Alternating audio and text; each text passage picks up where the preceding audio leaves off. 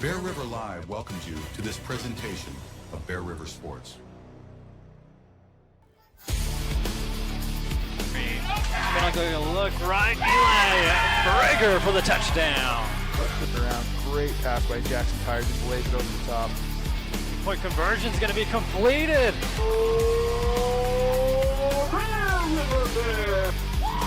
And what a hit. Pass this time, going deep, first time, and What a brings it in. catch.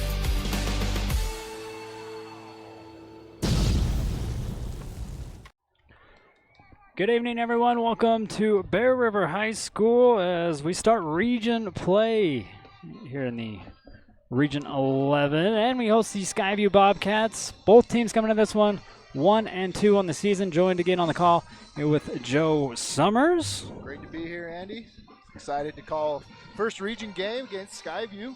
Bears have always played Skyview really tough. I'm excited for this game. I think it's going to be great. Skyview getting their first win of the season just last week against Spanish Fork. Yeah, kind of an interesting dynamic that Skyview started off with this season. You know, with losses to Morgan, really tough Morgan team, always kind of the cream of the crop in 3A. You know, Morgan's had their first loss in forever to Ridgeline start the year. Yeah. Then they also lost to Salem Hills, but then they beat Spanish Fork, who actually beat Ridgeline in the playoffs last year. Correct. You know, derailed Ridgeline and what we thought was, you know, kind of the unstoppable force that they were. Yeah, because they were ranked in the number 1 seed and Yeah. nothing. Yeah. And, you know, Eric Alder coming back to Skyview, kind of his alma mater. He's had a great run at a couple different places in the state. But Skyview, really senior, you know, a lot of experience, a lot of seniors leading them out. I think you're going to see a lot of what Coach Alder brings as far as his culture, his experience. I think there's a lot to look for when it comes to Skyview. We'll get into that a little bit as well. And so for Bear River, they come off a loss. Bear River hasn't had a game where you've not had a running clock. Yeah, it's been kind of an interesting season. I mean, we don't. I didn't really take the Cottonwood game very seriously with how you know, when you're up 70-0 at halftime. I don't know how much you can take away from that. The other games, when we look at Cedar, and then last week, like you mentioned with Box Elder, the Bears' defense has struggled. I mean, 54.5 points on average that you're giving up when we haven't played Cottonwood. That's not going to win you a whole lot of games when you're giving up 50-plus points. And, I mean, I think, you know, the Bears had to do kind of a little bit of soul searching. You know, I'm hoping to be able to see some things this week with the Bears kind of switching up their defensive front. They ran a 3-4 defensive front. I'd love to see them switch that up to kind of plug up some of those gaps and stop the run game a little bit better. I mean, And especially against a run-heavy team like Box Elder is. Yeah, exactly. I mean, you look at how that game turned out on offense. I mean, when you're down that much, obviously it's going to skew the dynamic a little bit. Yeah. But I mean, the Bears had 61 total plays on offense, and 40 of them were passes. So basically you're throwing 2 out of every 3 plays. Yeah. But a lot of them were 50-50 balls up the sideline, trying to get big chunk plays and not really, you know, getting into your offense, not really setting anything up. You're not going to set up a lot of sustainable success just, you know, throwing a lot of 50-50 balls.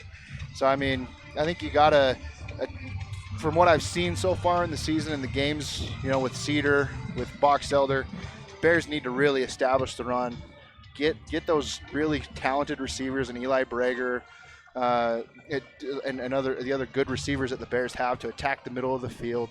I think you're just going to have to try to set up more of a sustainable type offense. Well, let's look at the players. Who's going to be your players to bank on? And that's brought to you by Cache Valley Bank here in this one. Of course, you got the 2 quarterbacks. We'll talk about them a little bit later. But here's your guys to bank on here tonight. Yeah, you know, just talking about that, establishing the run game, attacking the middle of the field. Rigdon Vonk, you know, you're looking at his numbers. A lot of those come in one game. Oh, yeah. And I want to see him, you know, really establish himself and become more of that bell cow back for the Bears. Brecken Garn, he's kind of been the staple on defense. We really need him to, you know, step up, be kind of the tone setter on defense. Nobody's really done that this year yet. I want to see him step up and do that. And then when you look over the brothers Oxborough, Zach Oxborough, he is the favorite target for the quarterback of Skyview, and his brother Andrew's the leading tackler. So We'll step aside for the national anthem. Bring it back.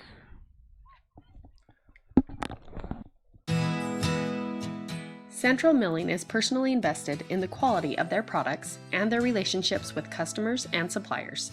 They are also a proud supporter of high school sports. Tanglewood Studios has something for everyone, whether it's dance, cheer, color guard, or gymnastics. There's even recreational all-boys gymnastics along with Mamma Me classes. Family rates are available, so come join the fun. At Roach Financial Group, take advantage of our Salt Lake City, Utah, and our Tremont, Utah offices. Locally in Tremont, Utah, we have Julie Holmes as our client management specialist. We have Riley Summers as our investment management specialist. And Chrissy Roach as our life, health, and Medicare specialist. When you're with Roach Financial Group, you're with the Cowboys. For all your project needs, shop at Greer's Hardware. Happily serving the community since 1976. Monica Clevenger is a locally licensed realtor and notary public. She's passionate about helping people navigate the real estate market. As a longtime resident, she understands the unique charm and opportunities Box Elder County offers. Whether you're buying, selling, or investing, her goal is to make your real estate experience smooth and enjoyable. Again, wrapping up our Cache Valley Bank players to bank on. Breckengarn, not mentioned, he is a little banged up, but who isn't? It's football, right? Yeah, I mean, there is a difference. There's an old saying in football. There's a difference between being hurt and being injured. You know, you're gonna play hurt. That's part of the game. But he's already out there as a captain. I don't think you're gonna be able to keep him off the field for any of these games as long as he's able. Well, we got the coin toss going on. Let's do some picks. So there was a Thursday game. Tooele already played Deseret Peak. So we got that game out of the way. So only 2 games to pick from. So I think you got Ridgeline and Mountain Crest, and you got Green Canyon taking on. Now I just went blank. Who is Green Canyon playing? Who's the other one left? Stansbury. Stansbury, that's right. Jessica, let's pull up the picks and we'll take a look what your over-under is, Joe, and yeah, I be my guest. Picking Green Canyon and Stansbury. Man, that's going to be a competitive game, I think. I mean, give me Stansbury, but give me the over. I see that one being a 35-28 game for Stansbury. All right, I'm going to take Stansbury, but I'm going to go under. All right. So then you got Ridgeline and Mountain Crest. Man, this is, they could throw a rock and hit each other's high schools down there, from Ridgeline to Mountain Crest. Oh, yeah, a lot of blood. It's like a Bear River Box Elder thing going on. Even closer. But I mean, Ridgeline is Ridgeline. Give me Ridgeline and give me the over. I'm going to take Ridgeline. Give me the under. Yeah. I could definitely see that. I went over. I just don't think that they're going to be able to stop them at all. I don't think Mountain Crest is going to be able to hang. So. All right, so there's going to be your picks. We're going to find Claire Wood. She's got your keys to the game. She met with Coach Waite and Alder. And we got her down on the field. Again, the keys to the game brought to you by Bear River Animal Hospital. Claire Wood, you are on. Take it away. Thank you. Talking to our very own Coach Waite, he says that tonight's only goal is to stay loose, and hopefully that can bring out the best in our Bears. Talking to Skyview's coach, he says that they've had a good start to their season. They're hoping they can do what they do best, and that will bring the results they want. He also said their main goal tonight is not getting outnumbered in the box, but they've been working on that in practice and are bringing their best game tonight. Good luck to both teams. Back to you, Andy. All right, thanks, Claire. And again, keys to keeping your pets or livestock safe and healthy, keeping them vaccinated. 2 locations, one in Elwood, one at the original place. Almost couldn't see Claire in the camo down there. She blends right in. It is camo night here at Bear River High School. I was too busy making picks. I don't know who's getting the ball first. You got distracted. How did I didn't see the Tooele Deseret Peak. How did that game turn out? Tooele won. Desert Peak, I think, scored 9, but I mean, it's been that way for Deseret Peak. It's going to be that way. When you don't have any any seniors, your first year school. It's going to be rough. Yeah, those are the only 2 teams that were slated below Bear River in Region 11 this year so far. So. And I think you get one for homecoming, you get the other for senior night. Hopefully, you get 2 victories on those two nights. So. Now both teams looking for a win tonight. Again, region starts first time. Yeah, with what Bear River wants to do. Obviously, we just kind of touched on a little bit with where they were slated to finish in region. I mean, Skyview was picked second. They were. Everybody's thinking that they were going to be the team most likely to challenge Ridgeline in region this year. Start of the season, obviously they've played some tough competition, and I was mentioning how senior laden the Skyview team is, and when you take that into account, sometimes those tough games can come back and be a benefit. They can actually really galvanize your team and make you guys focus on more of what matters and actually get back to what you guys do extremely well. So I'm really curious to see how Skyview comes out tonight, and obviously for the Bears, and still it feels like we're still kind of trying to find ourselves a little bit on offense and defense. So a lot to watch and lots to talk about. Hopefully we don't have to have a running clock this game. So.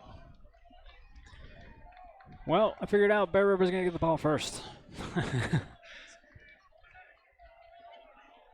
In Skyview in white with the baby blue helmets. Bear River red and black. Again, we'd like to thank you for your support by hopping on and watching. We'll be thanking our sponsors throughout this one. Region play starts now. Good kick, going to go into the end zone for touchback. Kickoff to region play. Had a kickoff to the NFL season last night. Didn't go the way I wanted it to go. I was going to text you about your Cowboys, but I figured it might be a little bit too fresh. So let's take a look at Jackson Tyre's numbers as he takes his first offensive possession. If we have his numbers. We'll probably get them back in this other one. We got 2 wideouts up top, 2 at the bottom. Oh, there they are. 7 touchdowns, 3 interceptions, 739 yards, going 41 of 70. And for the senior, we'll start off with a completion. A little short pass. And Bears kind of coming back to what they've done all season so far. Those quick passes to the outside. When we talked a lot about those passes that we were getting in Box Elders game last week, if they weren't 50-50 balls down the sideline, they were really a lot of quick screens to the outside. Coming back to what they do most often, going back outside again. A quick throw going outside, far side this time over to Gladen Barons. He'll be pushed out of bounds. Bring up 3rd and about 5. And the whole goal with what the Bears are trying to do with those kind of passes, those play calls, yards after catch. You're trying to get to those talented runners, and for the most part, the Bears have the talent to do it, but they haven't really been in a game where it's been executed super well. And again, the run game helps with that also. Absolutely. We're gonna go empty here in the back though. High snap, Tyre gets it down. He's gonna roll out here to his right. Eyes looking downfield, gonna run out of real estate and throw this one away. A flag comes in at the end. Really late. Thinking you might have a lineman downfield here. Just in kind of the look of it. We kind of talk about that in the past. You're exactly right. Running that RPO, that's kind of what you run into. Yeah, and with that high snap, it kind of threw off. Looked like kind of threw off the whole timing. Made Tyre kind of take his eyes off the defense and threw off everything that he wanted to do. Made him scramble, holding on to that ball a little bit longer than he wanted. And it was good coverage by Skyview as well, not really giving him anywhere to go. Mm-hmm. That penalty will be declined here by Skyview, bringing up a 4th down here for Bear River. First punt for Stone Higley. 3 straight passes, starting the drive, going 3 and out. And they were all outside. Really what what I didn't want to have happen for the Bears is, attacking the middle of the field. And a lot of times some coordinators will consider those outside passes basic runs anyway. But when I'm going to bring him down here, when you're obviously the Bears, and that's kind of your bread and butter. That's what teams like Skyview have been preparing for all week, and obviously not allowing the Bears to get yards after catch is what they've been working on a lot. So love to kind of see them switch it up a little bit going into drive 2, but we'll focus on the Bears defense right now. Jack Clark going to be the quarterback. I'll show you his numbers after this play. They come out with 2 wide outs here at the bottom, 1 up at the top. First play here from the offensive side for Skyview is a run. Just gets shy of the 50. Oh, no, they mark him down at the 48. Xander Stokes is in there. He's been rotating with number 5, Rad Sparrow, who's just a junior. They're 2 pretty good running backs, and they're going right after this front of the Bears. That's been pretty porous so far this season. Bears do a good job on second down, bringing up a 3rd and medium here.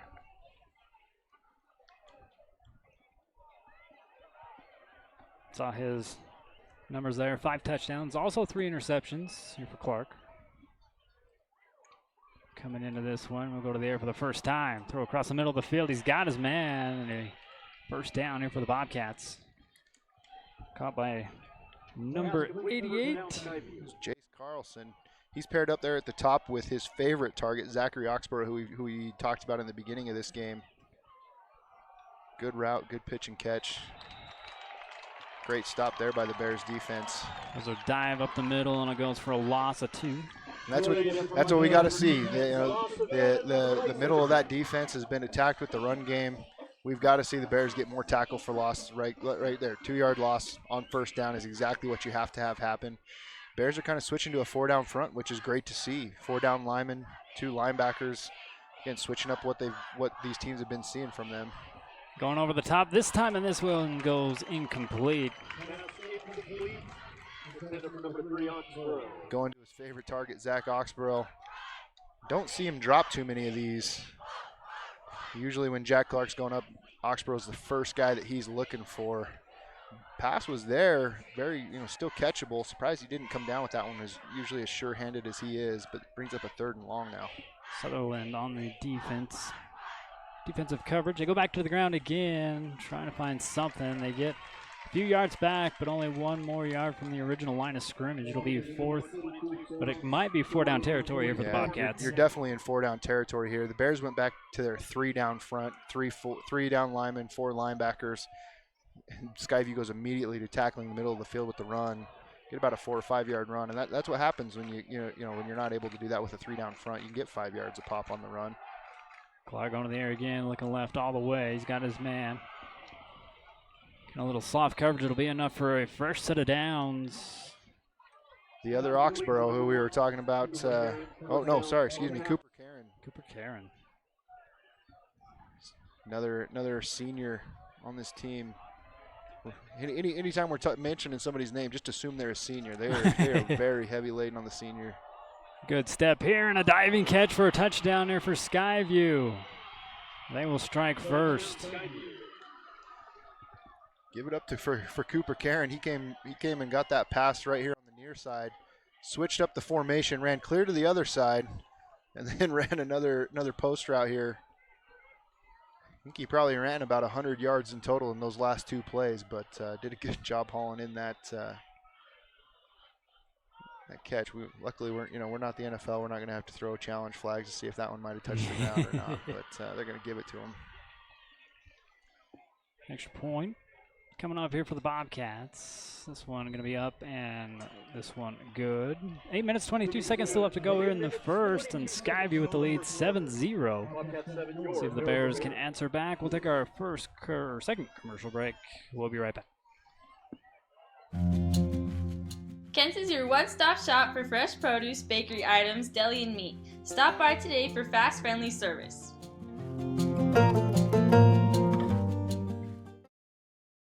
Let GBI help you get your project completed on time and on budget. If you're looking for work, join BBI's team for a great work environment, competitive pay, and benefits.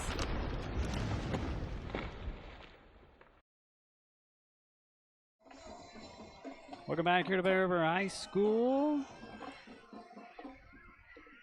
7-0 ball game. Still early on here in this one.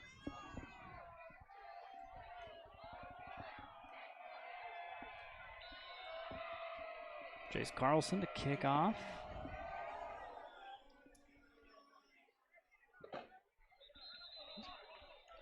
Another touchback here for the Bears, starting at the 20-yard line. Looking for a different outcome than their first outing. Yeah, we want to see what we can change up here for the Bears offense. Obviously, just three plays, 3 passes. One of them tagged on with a penalty that was declined, but see what the Bears come up with here. Vonk and Tyre in the backfield. 2 wideouts up top, 2 at the bottom. And a high snap goes over the top. Tyre. And the ref gets knocked down. The white hat, that'll be a safety, but see if the ref can get up. That's. I don't know if they're gonna.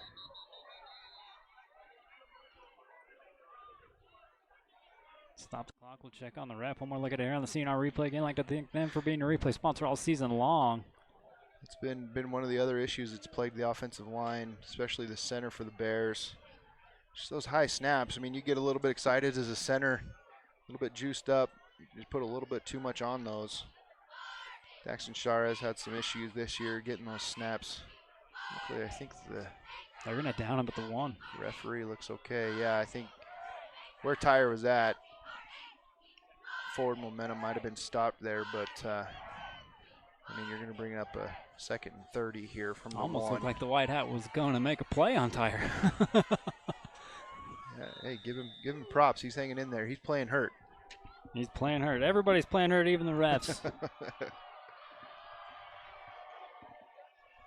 2nd and long. There's going to be a throw out to the far side and staring into that Suns. Corbett Riley. Yeah, it just looked like a miscommunication there between Dalton Williams and Corbett Riley of who was blocking and who was getting the screen.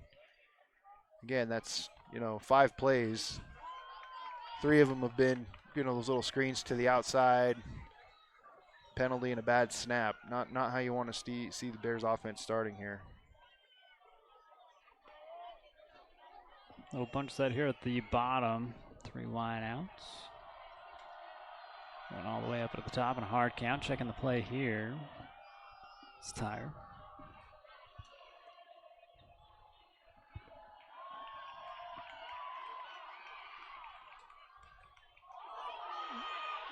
And a snap goes long, and Skyview going to end up with it in the back of the end zone for a touchdown.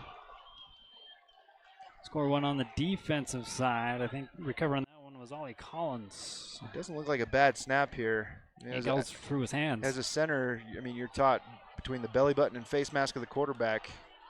I mean, that was coming right at his face mask. It's just, don't know if Tyre is getting a little bit sped up here as far as making sure, not going to take a sack, not wanting to get the ball out of his hands. Yeah, because they checked the play, so he's got this this mental clock going off in his head. And I could see that. Jace Carlson back for the point after here for the Bobcats.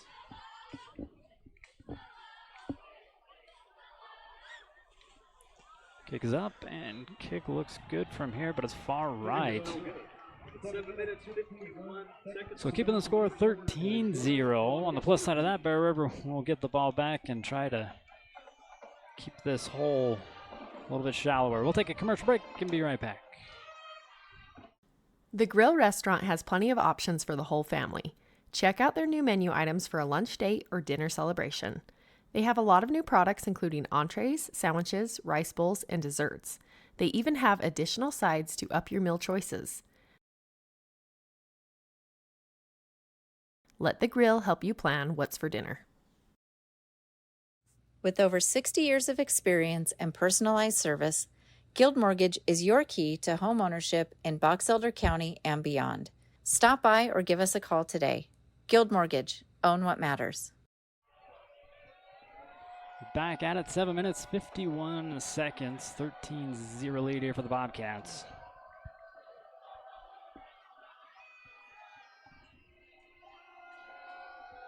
Chase Carlson will have the kickoff.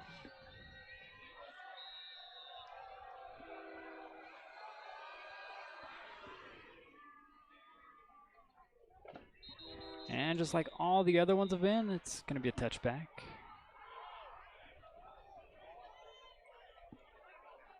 So Bear River again will start at the 20-yard line.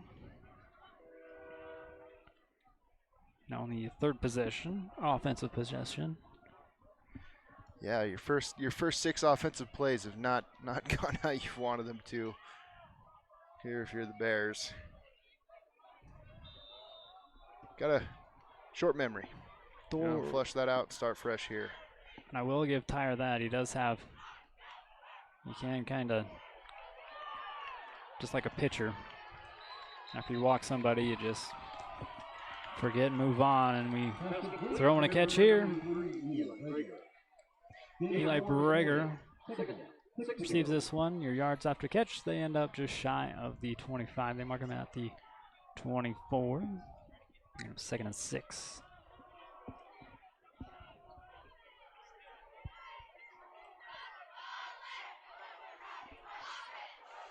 Bont goes in motion.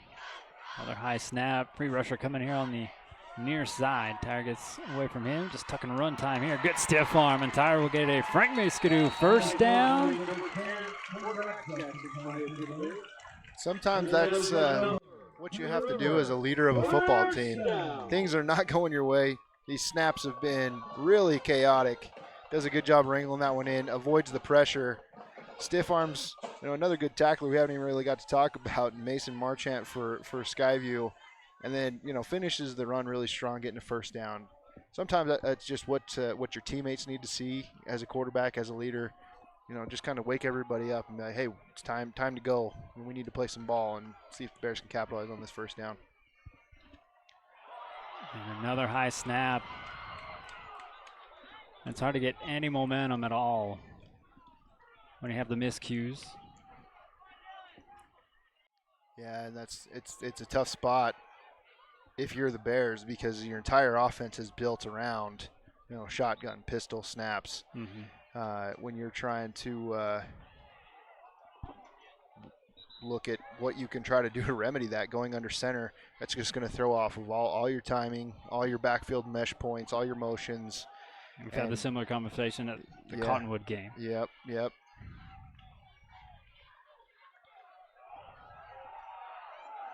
Going deep, trying to get it all back, and this one will go incomplete. Trying to go to Eli Breger. Good coverage here for the Bobcats. By number 34, Brent Carling. Brad, a junior here for the Bobcats. Yeah, it looks like we got a new center in there now for the Bears. Porter Wood.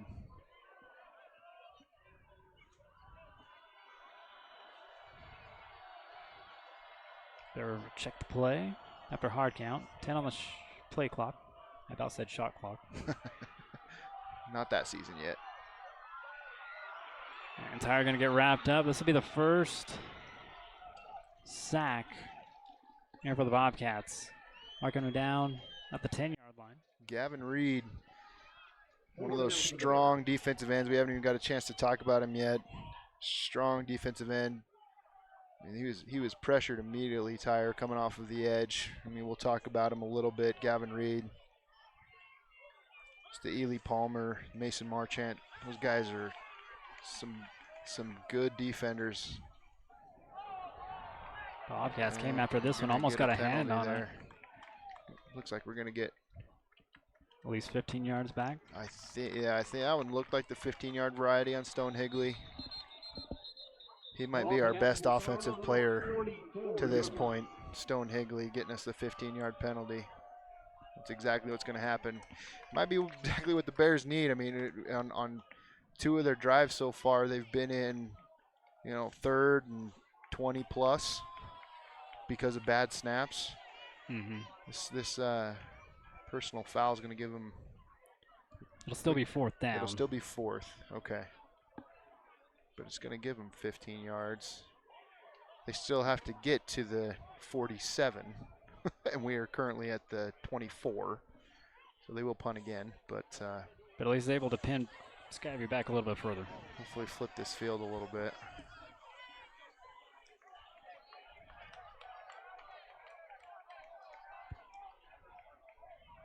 Well, they're bringing the offense out. They're saying that's a first down. Oh, it's an automatic first down? Yeah, the personal foul, I guess, turned it into a first down. I wasn't sure what the high school rule was, if personal fouls gave you an automatic or not. 6:03 to go. Fresh set of downs there for Bear River. It's a do-over. Here's Tyre looking to pass. He's flushed out of the pocket. He'll be not thrown down for a loss. We got a yard. They'll count that as a 1-yard rush. Better than taking a sack. Ollie Collins, another senior. Bear River's going to take a timeout here. It'll be a Twisted Sugar timeout, and we'll take it with them. Get refreshed, and we'll be right back. For all your embroidery and screen printing needs, whether for business or just for fun, stop by Cover Up in Tremont or Brigham. At Cover Up, yeah, we can do that. For over 80 years, Farm Bureau agents have built relationships with you one conversation at a time. Let Kimberly Raydell and her team provide you with the best service for your home, auto, and life. Bear River Animal Hospital takes care of small and large animals, providing pediatric care all the way up to senior pets. They deliver high-quality, customized vet services with their dedicated team. Services include exams, vaccinations, surgeries, dentistry, fully equipped laboratory and pharmacy, along with x-ray and ultrasound. Many of these same services can be conveniently provided on the farm. Bear River Animal Hospital is filled with highly trained animal lovers. 3 wideouts up top, 1 at the bottom, and wrapping up a timeout taken here by Bear River. They got 2 left. Tyre with a quick throw over to Eli Brager. He can make some guys miss, but won't get past this one. He'll get pushed out of bounds. About the 35-yard line. Did they give him? I think they got the first down on that one. You know, Eli Brager makes a great catch and able to power his way. Give credit to Rigdon Vonk on this one. You'll see him come across Tyre's face and pick up this free rusher, giving Jackson Tyre just enough time to get that ball off. Give him the first down. I think that was a good timeout taken by Coach Waite there. Kind of like a basketball timeout where you're trying to stop the other team's run, stop the other team's momentum a little bit. Maybe you just need to do that for his team. Get everybody to gather themselves here a little bit. Another completion here for Tyre.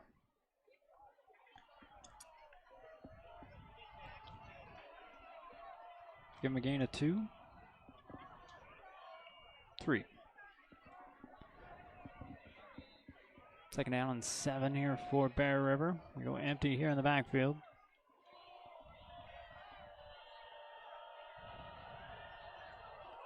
And this one batted down, incomplete. Defense coming hard on that left or right side. Yeah, I mean, from what it looks like to me, I mean, these defensive ends that are really strong, really fast, pretty powerful kids, you know, they know that these outside passes are Bear River's bread and butter. They know if they can just get upfield 2 or 3 yards, they're going to be right in those passing lanes for Tyre. And you know, you put a hand up just like there, you're going to be able to swat a lot of those balls down. Outside pressure coming again here. Bears are going to switch it up. Yep.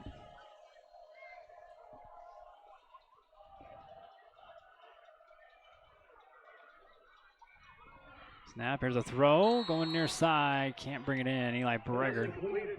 It's the intended receiver, stopping the clock 4 minutes and 32 seconds. Yeah, that's more of these outside passes for the Bears. I mean, they're not really switching much up as far as what they've done so far this season or even in this game. A lot of outside screens, a lot of outside comeback routes. I don't think we've seen a true run play yet. Love to see the Bears do a little bit of something different to stymie this, maybe just slow down a little bit of what this Skyview rush has been. Fair catch call here for the Bobcats. It'll only be their second offensive possession of the game, and we're 4:22 left to go here in the first. And they will start at the 32-yard line.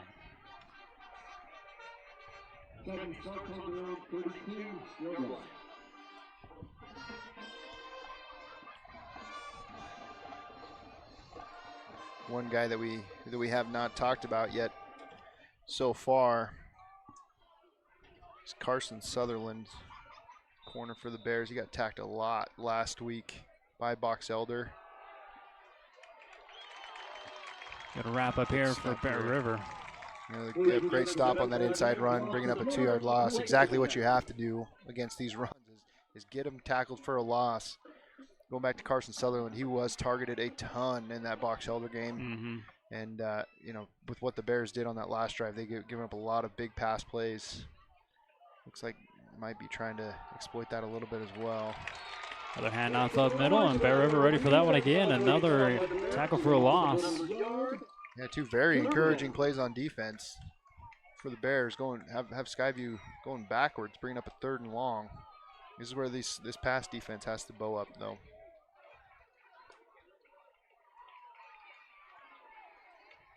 Had a lot of times to get off the field. There in Cedar, couldn't do it. Already had one opportunity here. Yeah, and you've really got to make teams respect you in these kind of downs, because if a team can just go. And a new core still here for Bear River. We were talking about him. There's Sutherland. He was Skyview saw exactly what I was seeing on film, where Sutherland was picked on a lot in that Box Elder game.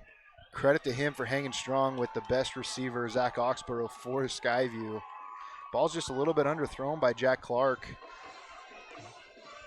Sutherland does a great job running the route with Oxborough. Turns his head. Great techniques, able to come up with the turnover.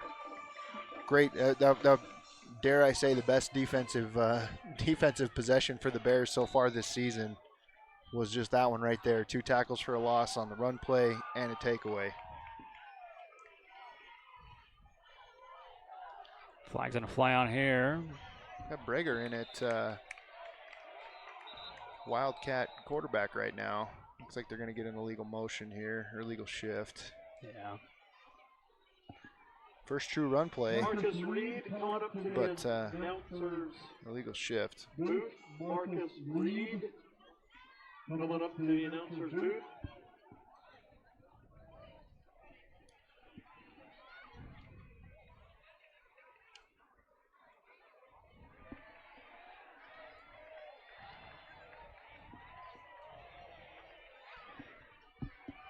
We'll move them back 5 yards. Still first down here for Bear River. Little flick going back over. Here to Gladen Barons. Trying to make a couple guys miss, and this one will stop to the 30-yard line. Yeah, they're using Breger in at quarterback right now. Kind of a wildcat, trying to give a different look. Another high snap. He wasn't able to get the pitch there off as cleanly as he'd like, and this has been all too familiar so far this game, this season, bringing up 2nd and almost 20 here.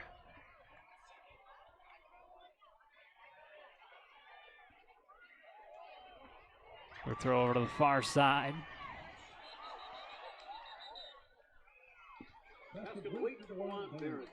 Gladen Barons with another catch over there on the far side. Just not a lot real estate out there to do much with anything. 2 guys right in front of his face.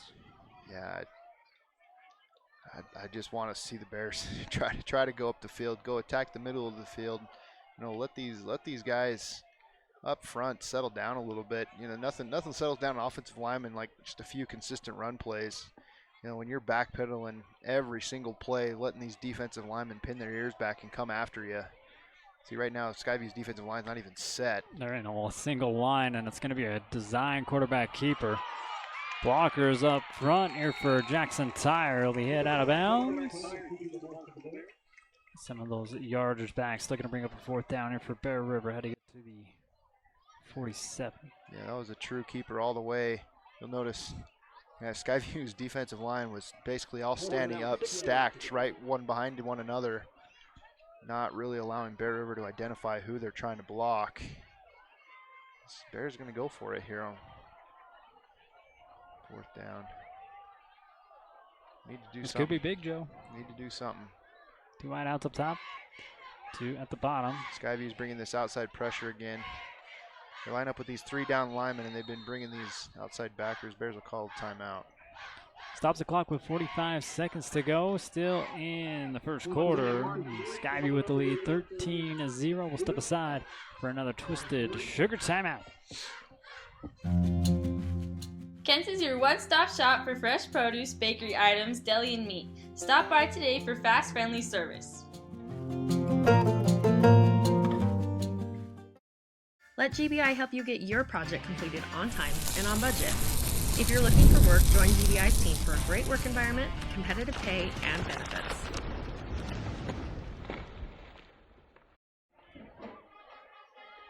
Out of the timeout, Bear River comes back in punt formation. And 45 seconds still remain here in the first quarter.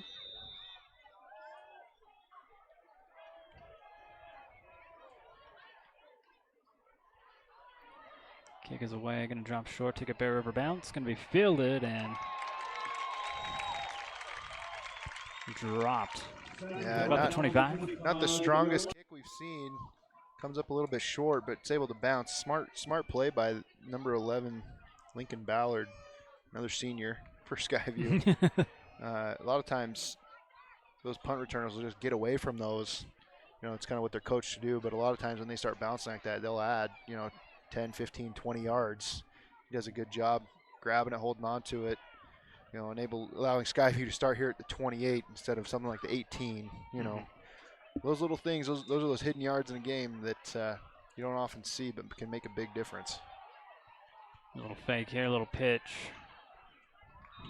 Good gainer over there on the far side. Pitch to Rad Sparrow. Rad Sparrow, one of the few juniors that contributes a lot. He had a great game against Spanish Fork. Featured a lot. Jack Clark did a great job getting him that ball on the out of the edge. 6-yard run. This time runs right into a brick wall and loses 2 yards. That'll be the last play of the first quarter. Again, I'd like to thank CNR Trailer Sales for being a replay sponsor all season long. We'll wrap this replay up and we will get ready for the second quarter here at Bear River High School. 13-0 lead here for the Bobcats.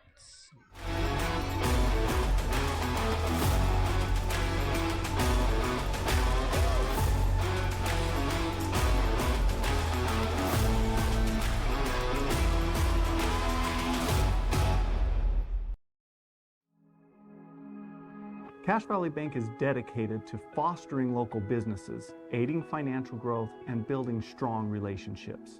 From personal to business banking, we are committed to helping you reach your financial goals. Cache Valley Bank, mountains await.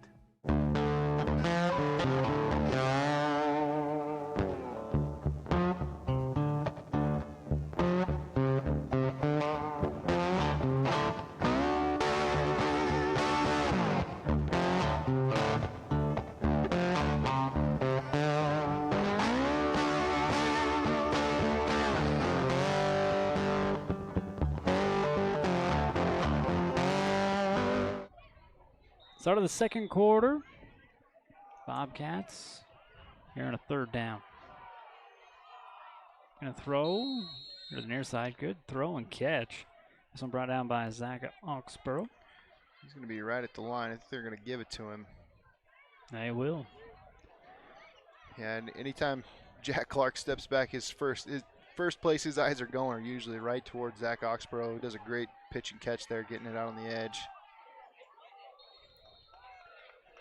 Run up middle, has to jump over a couple guys. That Sparrow, he's quick and he's pretty wiry. Great athlete. Tries to jump to the inside of that defensive line there. I've been pretty impressed with the defense of the inside run for the Bears so far this game.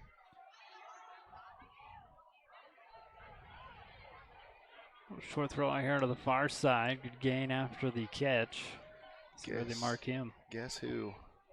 Zach Oxborough coming back out again. He's going to be real close. You're going to have to reset the chains after they dropped them. I think they mark him a yard shy. A yard short. 3rd and 1. Yeah, Skyview did a really good job passing down the field on that first drive. Since then, the one time they tried to go downfield, it was picked. And off up middle here on a good dive. We'll get a fresh set of downs. Xander Stokes again. He came into this one with 182 yards, 2 touchdowns. Almost now anymore after watching the Eagles in the NFL for years, you think you're just going to get that little quarterback push right up the middle, but turns around, hand it off, get the first down. Another quick pass here, getting 6 yards on first down for Skyview now. Lincoln Ballard again taking a hit from Quaid Murray. Picks up 2nd and short. Kind of picked up the pace here a little bit. Skyview has as well. Yeah, they're quickly back running another play. Clark. He'll tuck and run. I think they'll mark him at the 40. He'll be a yard shy of the first down. Bring up 3rd down here for the Bobcats. Yeah, it looked like they were about to get up and run. That's what I thought too. When you're doing that, you're trying to keep whatever personnel, whatever defense the Bears have on the field the same. Try to switch that up. Little pistol look right up the middle. They will get it again here from Stokes. This play calling's really kept the Bears off balance here. They've ran on the outside, little quick passes on the outside, quick passes across the middle, different formations, different looks. It's exactly what you want to be doing. Really kind of get your offense back on track. Great time. Going over the top, and the defender loses his footing, and that's going to be a touchdown here for the Bobcats. Going back over to Lincoln. Yeah, Quaid Murray does a good job running with him for the first 25 yards. He just kind of stumbles when Jack Clark lets this go. He had great time. Great job by that Skyview offensive line giving him time. When he lets this go, he's still pretty well covered. Quaid Murray just stumbles a little bit. Lincoln Ballard, another senior, able to haul in another long touchdown pass. For the moment, 19-0. Jace's kick is up and good. Missed the last one, but makes up for it this time. It's a 20-0 ball game. 9 minutes, 53 seconds still left to go here before halftime. We will be right back.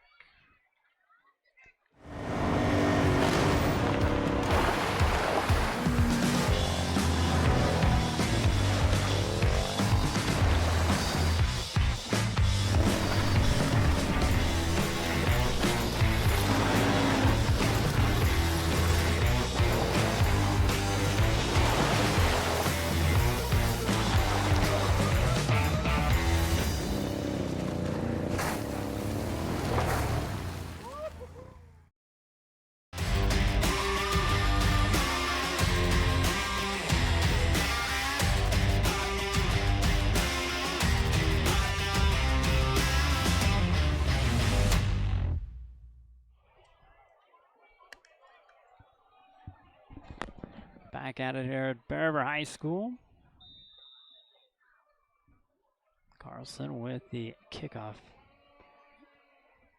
This one going to be able to have a little run back here. Bingham takes it in to the 25. Those other kicks, he was kicking those right out of the back of the end zone. Oh yeah, this one comes up filled it at the 10. Short. 11. This will give the Bears some of their best starting field position. I mean, I have not officially looked at a stat sheet for Bear River, but I think the yards are not going to be very favorable with the number of bad snaps and negative plays. Again, how can we establish this run? How can we start stacking, some play calls, doing some different formations, things like that to kind of get this offense rolling. We'll take the handoff, going over to the far side. That one incomplete. Yeah, it looked like they were trying to run a little bit of an RPO here. Tyre reading secondary, whatever he sees here, he thinks he can get out to Breger. Pressure was immediately there. Not able to allow him to deliver a really clean pass to Breger.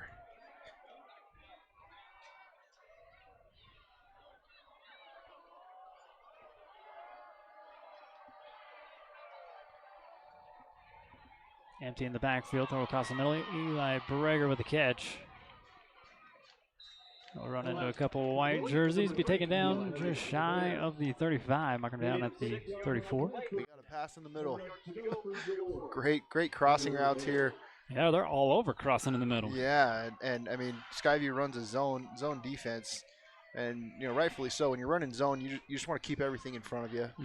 With an offense like the Bears, where they're trying to get yards after catch, playing a zone, keeping everything in front of you, rallying to the ball, making tackles is the best way you're going to do that. But man, if you're the Bears, you can't go broke taking a profit. I'd keep attacking. Going to the air and coming away with it. Bladen Barons going up, coming down. Ripping it away from the defender, and a huge play through the air for Bear River. Another 50-50 ball here for Tyre that the Bears have come so accustomed to. Able to go up and get this one. Great job keeping his balance as well after the catch. Wasn't for Zach Oxborough saving a touchdown here. Great job going up and getting that one, keeping his balance. Just running after Bladen Barons. Best offensive drive now here for the Bears. We might actually be back in some positive yardage now for the game. Gonna throw it out here to the near side. Won't get much out of that one. Again, and it'll be a loss of one, actually. Dalton Williams, your receiver. Skyview brings the pressure off of the outside again. They get right where they're bringing this pressure is right where the majority of these passing lanes are for Tyre when he's trying to throw these little quick screens outside. That one looked like it got tipped and just screwed up the timing a little bit. Allowed the defenders to get right there. Not able to get any kind of momentum going.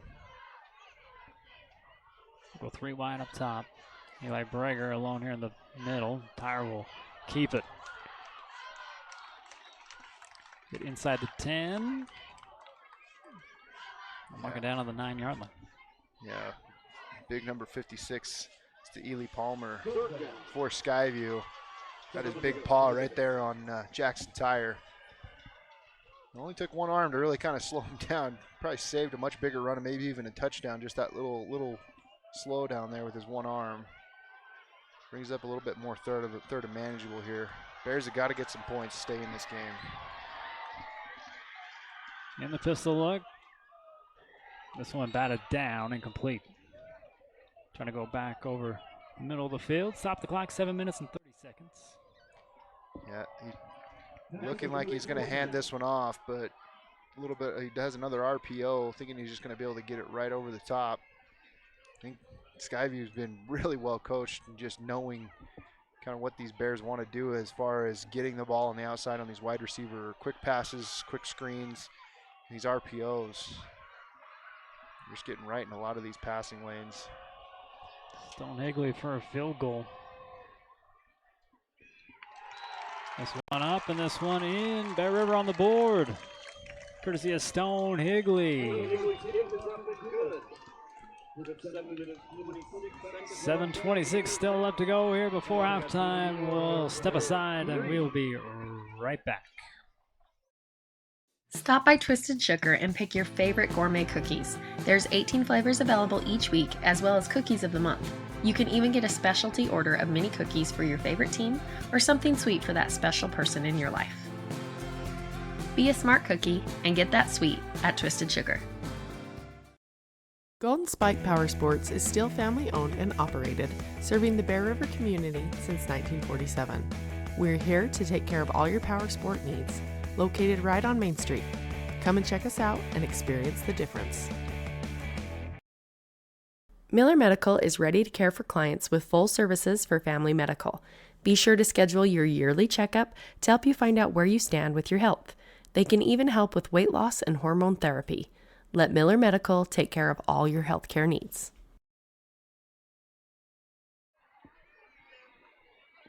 Stone Higley puts 3 on the board here for Bear River. He'll have the kickoff. And Skyview will get the ball. Started the third quarter. This one goes well into the end zone.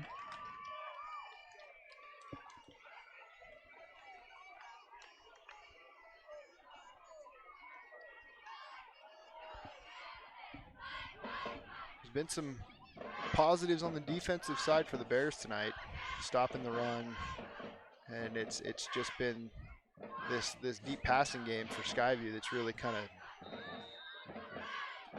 only thing that's really worked.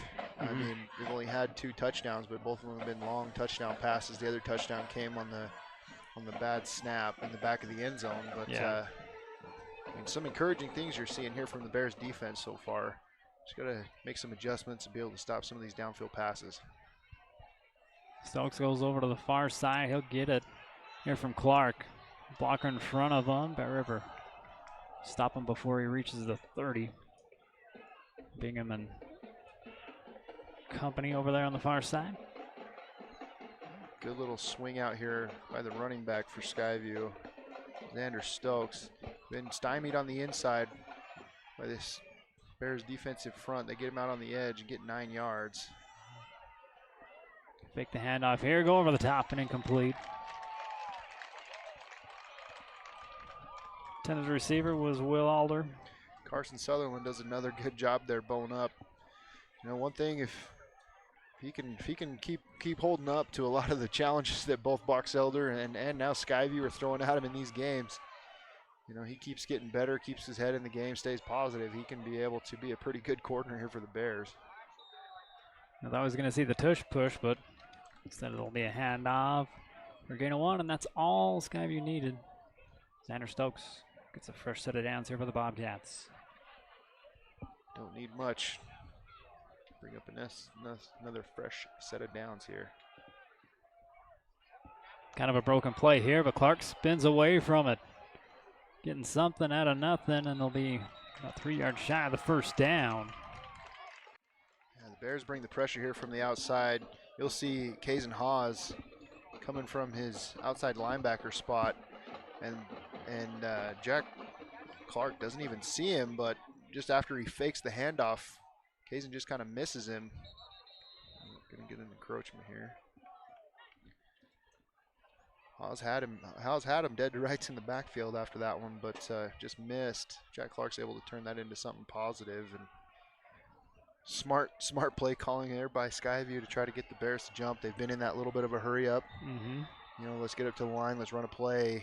And as the Bears, you kind of get lulled to sleep, and when you're in those short yardage situations, that hard count can get you and be a cheap first down.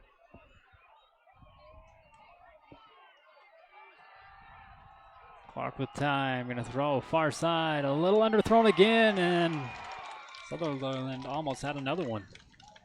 Yeah. If Clark just puts that one out in front, he's got 6 more. You know, he underthrows one again, like to your point, Andy. Almost has another pick. If he keeps underthrowing like that, gonna have a few more picks. But yeah, if he airs these out, these receivers are getting open down the field. And a high snap coming from the Bobcats. They'll just down this one. It'll be a 3rd and long here for the Bobcats.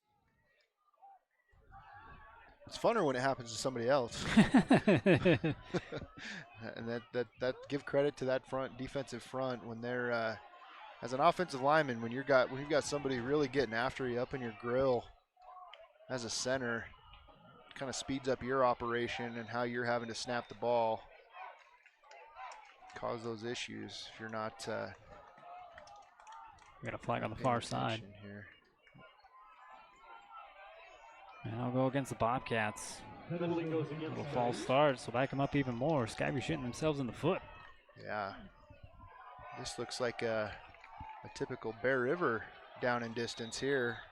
3rd and almost 25, 30 yards here.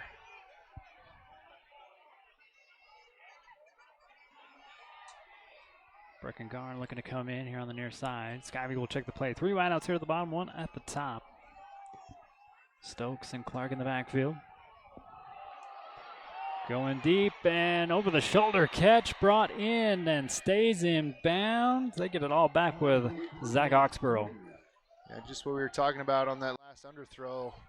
If Clark gets out in front of his receivers, they are good enough to run underneath these balls and make these catches.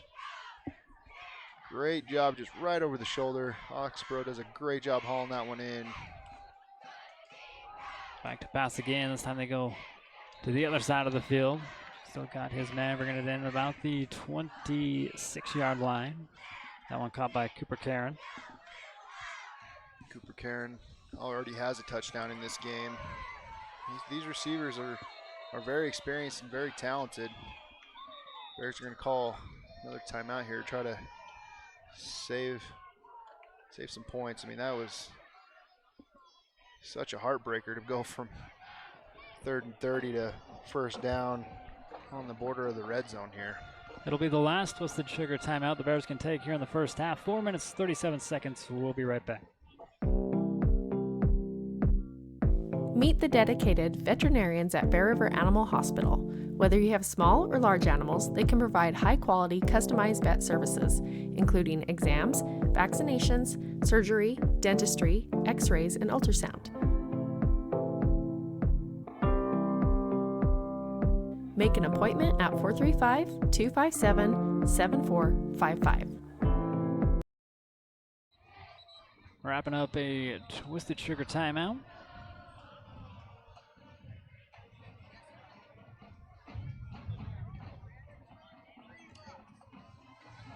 Couldn't ask for better weather as we're officially into fall, right? Yeah, you got the moon peeking up over the mountains here now. It's a beautiful night, great football night. How about going 4 wide over on the far side?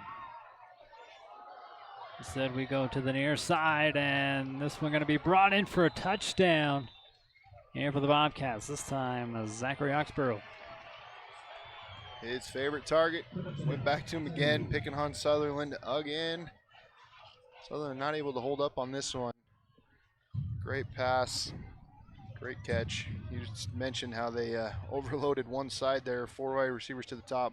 Oxborough all alone down here on our side.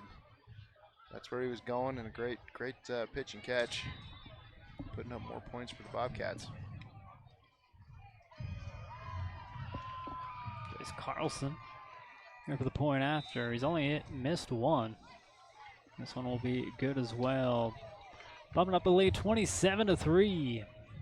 Still 4 minutes and 29 seconds. Left to go here before halftime, and we will step aside.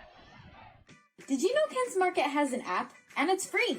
Just go to your app store and type in Kent's Market, and it'll come right up. Downloading the Kent's Market app gives you access to digital coupons, weekly deals, and access to your Kent's Kickback account. As you can see, the app is easy to use and can help you save. Download it now and get exploring. We'll see you soon at Kent's.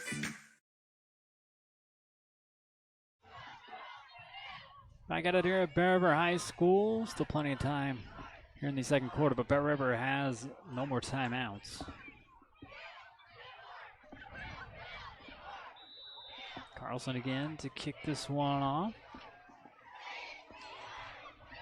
Only had 1 returnable, and this one will not be one of those.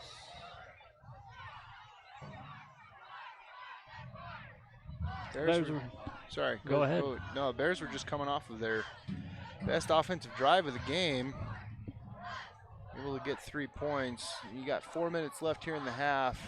Kind of get yourself, set up for the second half and actually try to keep this one more competitive. Got to come away with some kind of points here. 2 wideouts up top, 2 here at the bottom. Bonk in the backfield here with Tyre. Eli Breger in motion. Going back to throw. They will go to Breger. Skyview just staying in that soft zone, just keeping everything in front of them. Those crossing routes that the Bears have. Second time we've seen them run that. It's been a completion. Not really trying to test this Skyview defense very much right now. Hard count here from Tyre. We'll check the play with 3 wideouts here at the bottom.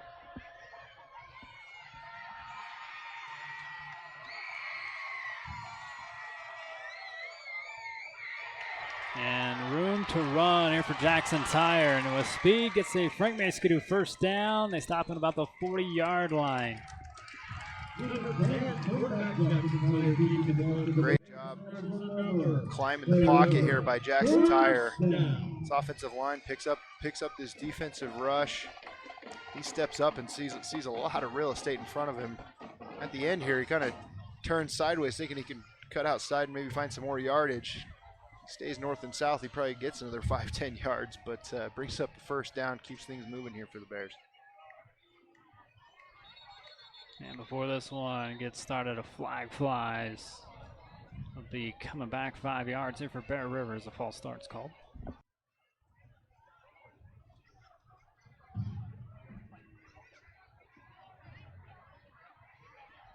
Get another good run here by Tyre. One more look at it here on the CNR replay. Just want him to stay north and south.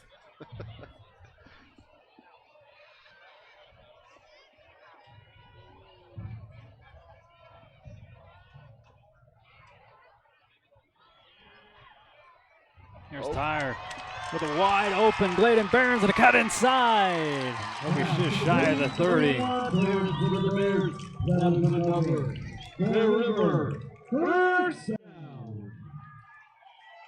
See here, they get Skyview biting up on all of those quick screens they've been throwing. Barons just sneaks out the back door. Tyre does a great job putting it on him. Getting us down here close to the 30, well into Skyview territory. Great call there by the Bears offense. And a throw here to Corver Riley here in the middle. Breaks 1 tackle, and it's going to take 3 of them to bring him back down. Here at the 15, another Frank Maskadoo first down. First time we've called Corver Riley's name tonight. He's such a big-bodied receiver. He can go across the middle and make these catches. This is what I've been waiting to see all game. Just getting down the middle of the field here. So many of these receivers from the Bears are big bodies. Just let them go down the middle and try to change up what Skyview's been doing, just bringing so much pressure off the edge. Time for the throw in the corner, and a touchdown here for Bear River. Eli Breger. That's a Spike Power Sports touchdown here for Bear River. First one of the night. Great hands right here by Eli Breger. Does a really good job. Kind of just fakes to the inside here down at the bottom of your screen. Fakes inside, cuts back outside. Catches the corner there, sleeping a little bit. That was an impressive catch, bringing that one in. Exactly what the Bears needed going into half. Stone Higley here with the point after, and that one is good. One more look at the catch from on the field. A good throw and catch here from Jackson Tyre to Eli Breger. Coming right near the living room, right there. Great catch. Central Mill. 27-10 now after the point after. We'll just keep it here. 2:07 to go. Here before halftime, we'll have the halftime performances brought to you by Tanglewood Studios. I'd like to thank all our sponsors. You have Bear River Animal Hospital sponsoring your keys of the game, your players to bank on by Cache Valley Bank. You can bank on them. Have you covered from the top of the state to the bottom with branches everywhere in between. Like you said, Joe, could be the shot in the arm they needed here towards the end of halftime. Yeah, I mean, they started that drive with about 4.5 minutes left. Still 2 minutes left to go here. Skyview will probably be in a 2-minute offense situation. They've shown that they're capable of running a hurry up. They've shown they're capable of going deep. The Bears have not shown that they're capable of really responding and answering that. You've got to, for all the momentum we talked about the Bears needing by scoring a touchdown, you've got to be able to hang on to it by getting another stop here. Again, another one. Going for a touchback.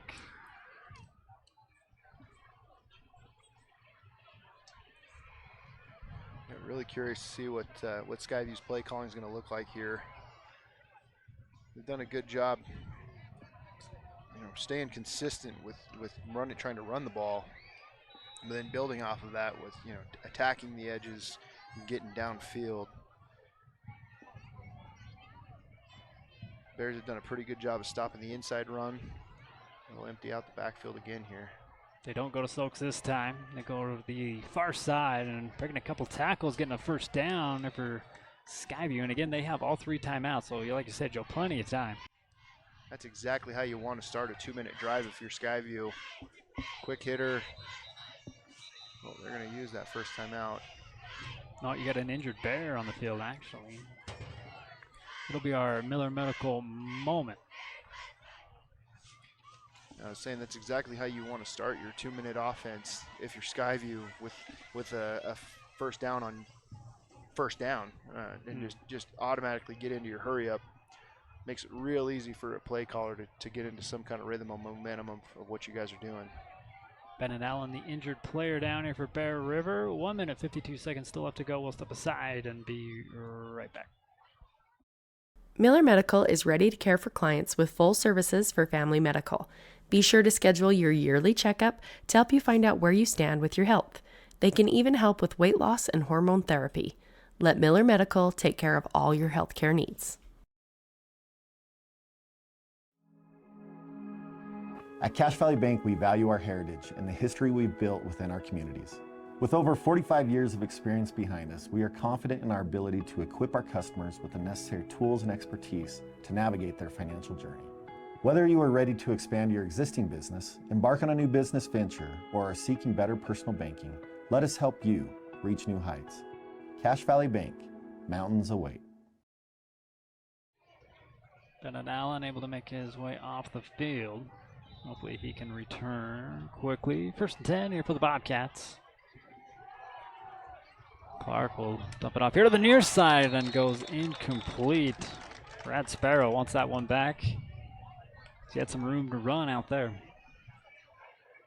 Yeah, sometimes when you're in this kind of situation, incomplete passes aren't the worst thing because the clock does stop. You get tackled in the middle of the field, not a first down. It can kill a lot of time. Over to the far side, catch and quickly out of bounds. Going back over to Zach Oxborough. Great snag. Great job dragging his feet by Oxborough. Bringing up a 3rd and short.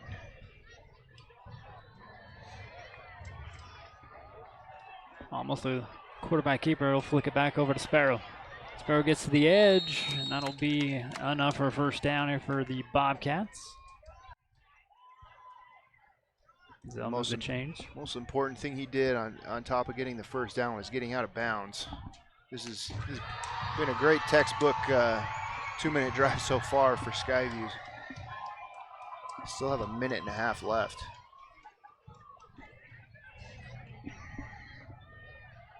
Sparrow goes out wide again here at the bottom of your screen. Clark gonna air it out to him, and another one dropped here by Rad. Yeah, Clark, excuse me, Rad Sparrow is down here with Zach Oxborough. Clark was looking down at Oxborough, double covered, and rightly so. Goes to the single coverage with Rad Sparrow. He was open, had the ball, Just dropped. Stops the clock, 1 minute, 27 seconds. Still plenty of time. It's only second down here. Throw up in the middle, and another one dropped here by the Bobcats, this time Cooper Karen. Again, these little passes in the middle, and because when you catch those and you don't get a first down, clock's rolling, you know, and that would have brought up a third down and about 4 with a running clock.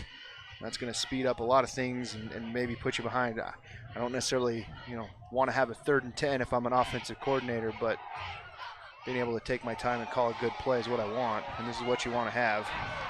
There's the matchup they wanted, and it'll be a touchdown here for Skyview. Second one here for Oxborough. Tack 3 on for the season. Yeah, exactly what you don't want to have happen if you're the Bears.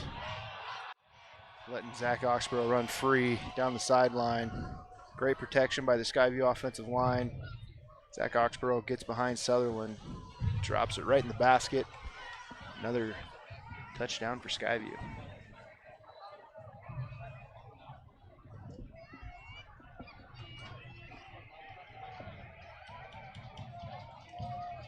(27-10). Here's Carlson again for the extra point, and it's up and good.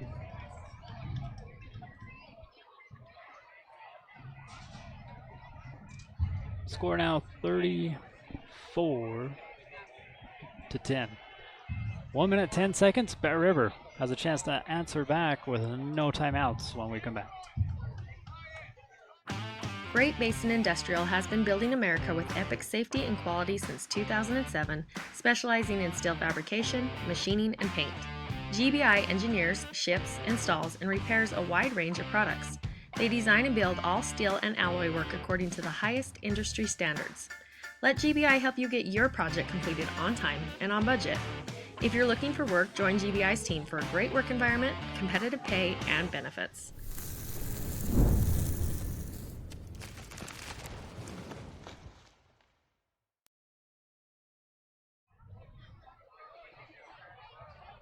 (34-10). So we are starting to wind down here in the first half. Hey, returnable from the 1. Taking it across the 20, maybe at the 23. See where they mark him down. It might be the 22.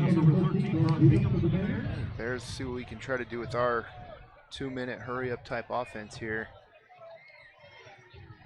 Bears are comfortable trying to go down the field. See if we can make something happen here.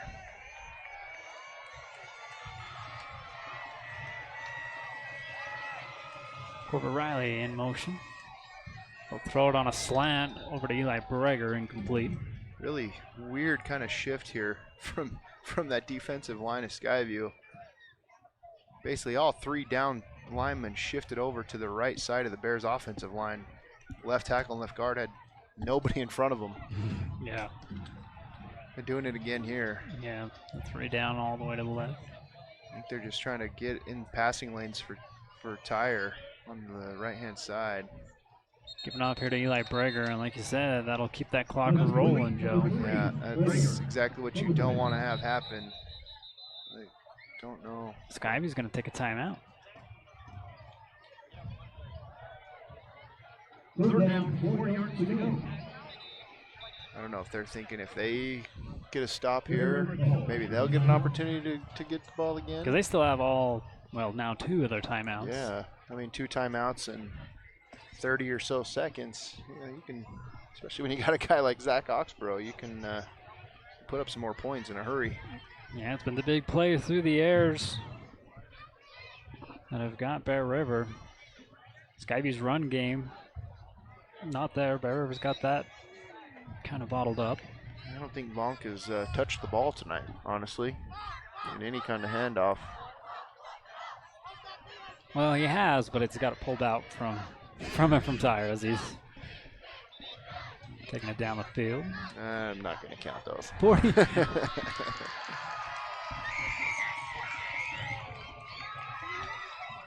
Now we got 48 seconds left.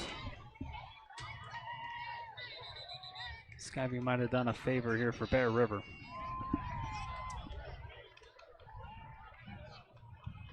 Here on 3rd and 4.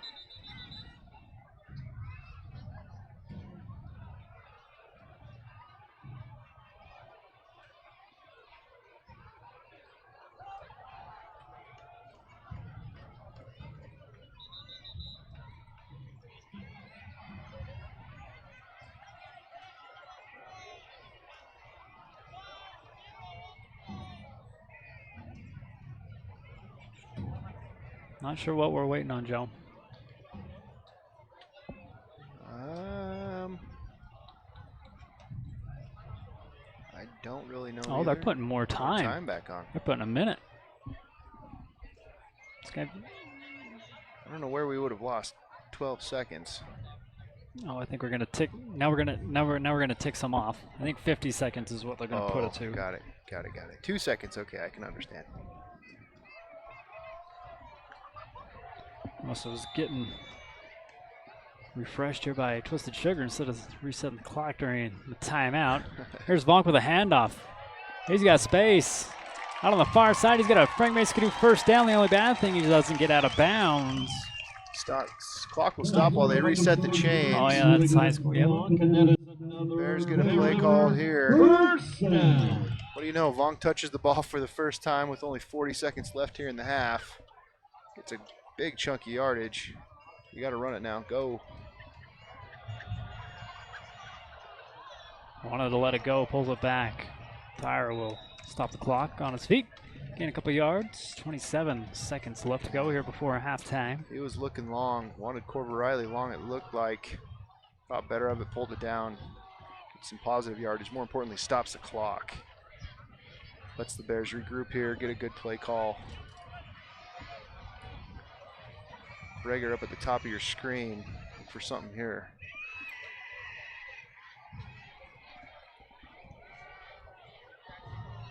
Gotta get out. And that's exactly what Eli Breger does. There's Gladen Barons on that one. Oh, yeah. Smart. And a first down. Another Frank Mason first down here for Bear River. And that is another Bear River. 20 seconds. Just outside the 46-yard line here. You got a couple more opportunities with the amount of time you have to do more quick passes like the one you just did to Gladen Barons. It's not going to take a whole lot to get back in the range of Stone Higley. That's exactly what you can't have. Completion. And then not a. And then Eli Breger. Another thing that he did there that was not helpful is tried to just toss the ball back to the referee. Referee missed it. They stopped the clock to actually set the chains. But you still lose 4 or 5 seconds because of that careless toss there. Oh, yeah, they're gonna put some more on because they're gonna start winding this clock as soon as the ref blows the whistle. I mean, that's just some of those little things you have to think about as a player. Of, and that comes down to what being coached. When you're in this kind of situation, you hand the ball to the referee. You don't. Mm-hmm. Under center is Tyre, and he'll spike the ball, bringing up third down. Yeah, they still got 3 seconds off the clock there on that spike. So third down.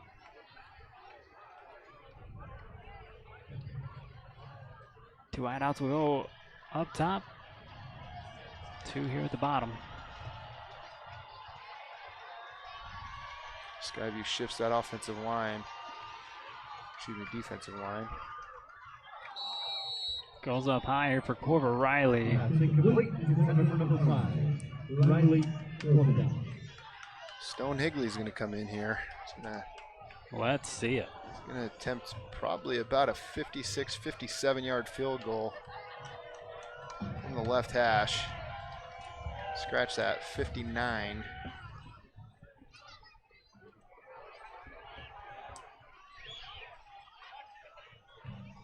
We know he's got the leg.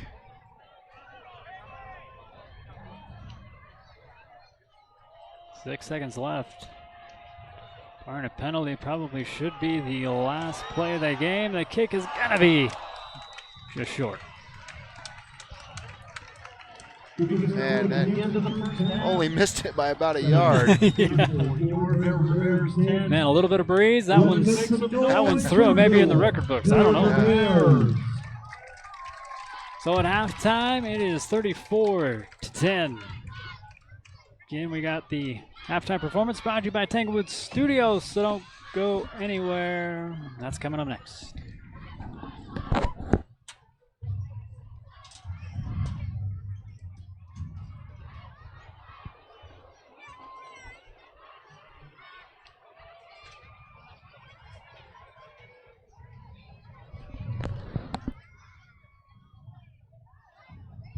All right, ladies and gentlemen, let's welcome out onto the field the Bear River Drill Team. The Bear River Drill Team is happy to perform the following routine. The drill team would like to recognize their top performers at camp. Top floor athlete was McKenna Roberts. MVP at camp, Hallie Christensen. Drill down winner, Morgan Coombs. Top rookies, Morgan Coombs, Layla Palmer, Lindsay Firth, Terry Wharton, and Whitley Wood. Top veterans, McKinley Cole and Carly Tanner. Make some noise for your Bear River Drill Team!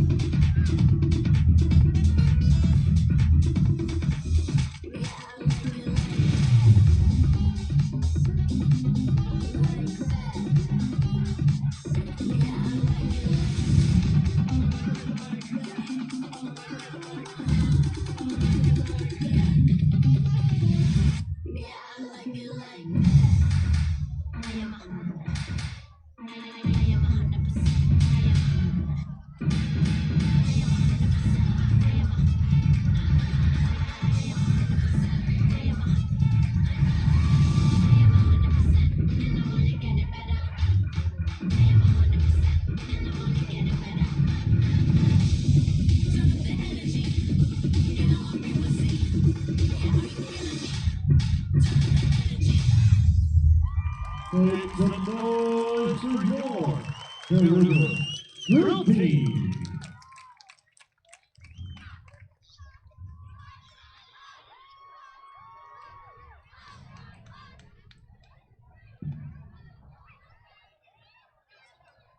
All right, let's welcome over the field the Bear River Cheerleaders!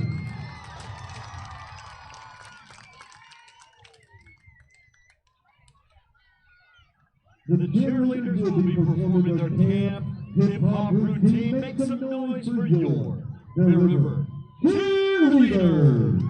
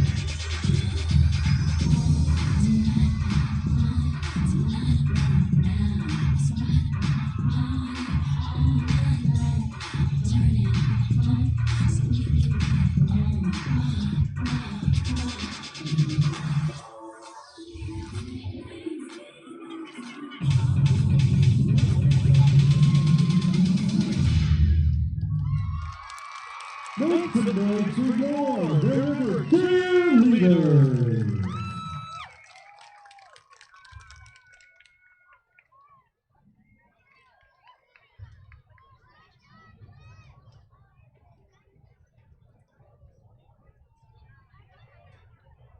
All right, let's welcome out onto the football field the Bear River Marching Band.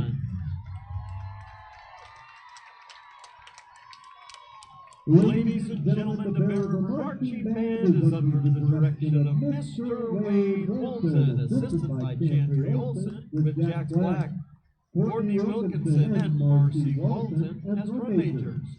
Tomorrow, the marching band will head down to Brigham City to represent Bear River in the Peach Days Parade. Go Bears! Tonight, the band will be performing If I Only Had Rain, and we're off to see Wizard from their Wizard of Oz show. While they're playing, look for the band to form the Tin Man's Axe, the Cowardly Lion's Tail, the Scarecrow, and that iconic Yellow Brick Road. Make some noise for your Bear River Marching Band!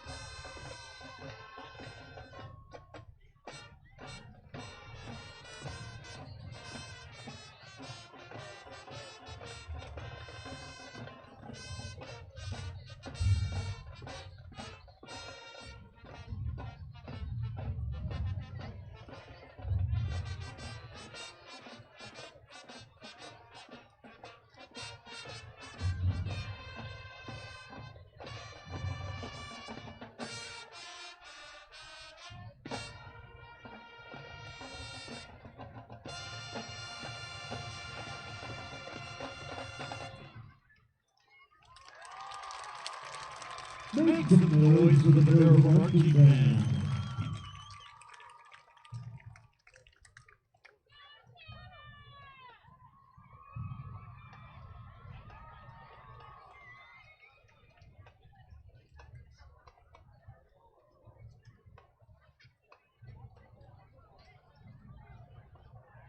All right, ladies and gentlemen, tonight we celebrate.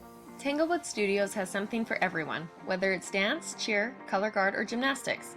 There's even recreational all-boys gymnastics along with Mamma Mia classes. Enjoy co-ed hip-hop, classical ballet, point, contemporary, jazz, along with karate and parkour. Tanglewood is a USAG licensed gym offering bars, beam, vault, and a spring floor. Mom and Me and toddler classes are offered in music, dance, and gymnastics. Tanglewood Tots Preschool includes dance, gymnastics, music, and live sports. Singing classes, guitar, and musical theater are also offered. Family rates are available, so come join the fun.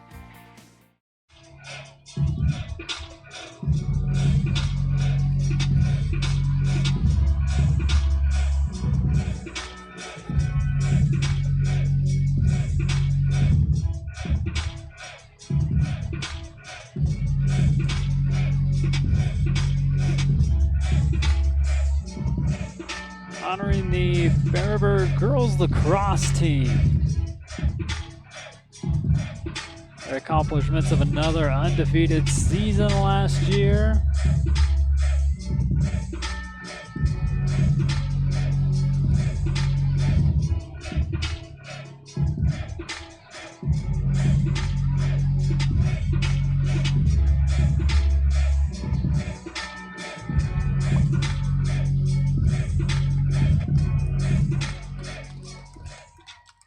The 2025 Bear River lacrosse team secured its place in history as the winningest program in Utah State history, amassing 92 total victories. The Bears finished the season with a flawless 21-0 record, marking their third undefeated campaign in the last 4 years, and extended their dominance with a 57-game winning streak. Along the way, they shattered multiple benchmarks in the UHSAA record book and captured their fourth consecutive 4A state championship, further cementing their reputation as the most dominant program in state history. With many players returning for the 2026 season, Bear River will set its sight on doing the impossible, winning a fifth straight state championship. Let's give a huge congratulations to the Lady Bears lacrosse team and wish them the best of luck in their future successes. Now let's meet the team. All right, we've got Ainsley Adams, Addie Allen, Smalls Allen, Aurora Anderson, Brissels Bluebell, Daisy Bocut, Alyssa Brielle, Brooklyn Brielle, Ridley Call, Molly Call, Marigold Compton, Ella Criddle, Ava Driggs, Shelby Egley, Olivia Fry, Emma Kierstead, Kennedy Loveland, Bella Marble, Gracie Marshall, Brindley Menla, Michaela Morgan, Gracie Page, Sydney Pearson, Kinsey Potter, Riley Rhodes, Kristen Smart, Janine Webb, Claire Wood. Head coach Jeremy Webb, Sr. Assistant coaches Jeremy Webb, Jr., Paul Kierstead, Chris Wise, and Chris Ellis. Congratulations on an amazing season with lacrosse girls. Ladies and gentlemen, make a big round of applause for the 2025 state champion lacrosse team. All right, ladies and gentlemen, please turn your attention back to the video board for another highlight film, this time of the 2025 Bear River softball team.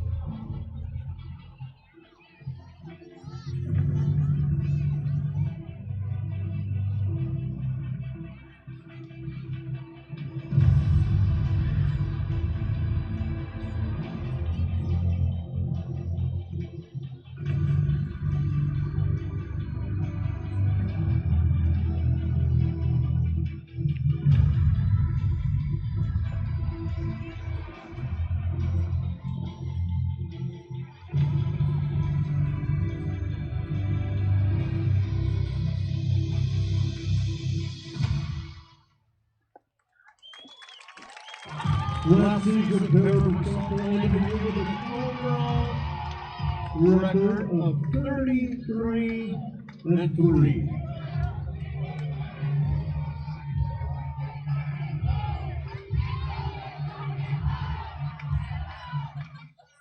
The Bears went 12-0 against region opponents to win the region title.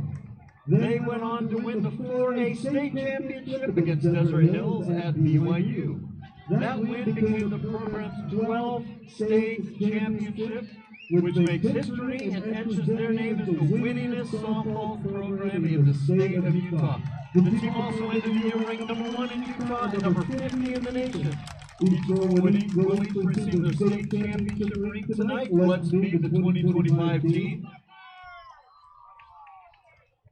All right, we got Aubrey Fry, Bella Douglas, Boston Lish, Kendall Archibald, Lucy Roach, Ali Ioki, Cora Miller, J.C. Lish, Kate Wilson, Ali Roach, David Tyre, London Bishop, London Hardy, Marley Tisdall, Molly Canfield, Casey Richards, Sully Rigby, Avery Montgomery, Ridley Child, Kelly Lund, Alan Rice, London Campbell, Phoenix Burnett, and Sammy Tyre.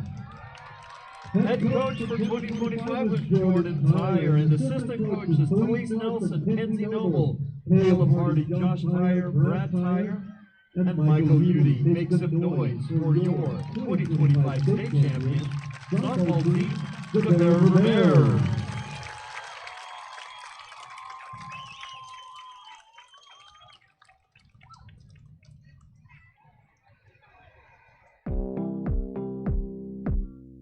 Meet the dedicated veterinarians at Bear River Animal Hospital. Whether you have small or large animals, they can provide high-quality, customized vet services, including exams, vaccinations, surgery, dentistry, x-rays, and ultrasound. Make an appointment at 435-257-7455. Golden Spike Power Sports is still family-owned and operated, serving the Bear River community since 1947. We're here to take care of all your power sport needs, located right on Main Street. Come and check us out and experience the difference. Be a smart cookie and head on over to Tree Mountain's Twisted Sugar. They even cater events with options for soda bar, mini cookies, mini brownies, and pretzels. Let Twisted Sugar help you get your caffeine fix and cater to that sweet tooth.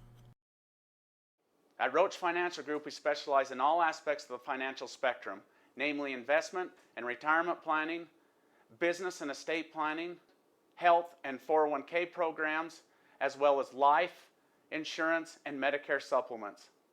Come give us a try. We won't let you down. You truly are with the Cowboys when you're with Roach Financial Group. We're gritty, we're tough, we're honest and hardworking. Come give us a shot to see what we can do for you. For all your project needs, shop at Greer's Hardware, happily serving the community since 1976. The Grill Restaurant has plenty of options for the whole family. Check out their new menu items for a lunch date or dinner celebration. They have a lot of new products including entrees, sandwiches, rice bowls, and desserts. They even have additional sides to up your meal choices. Let the grill help you plan what's for dinner.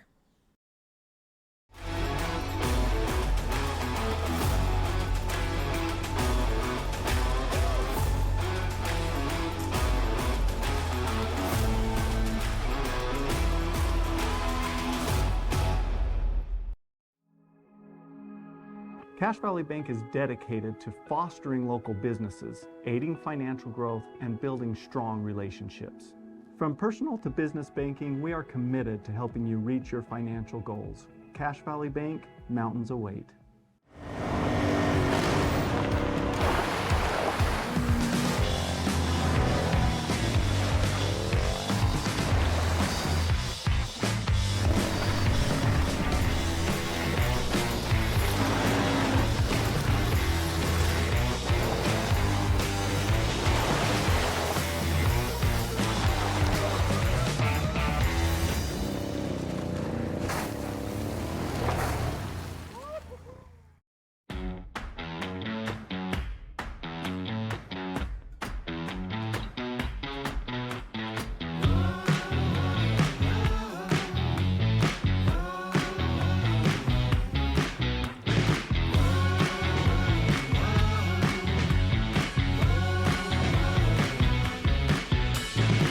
I got the money, I got the show.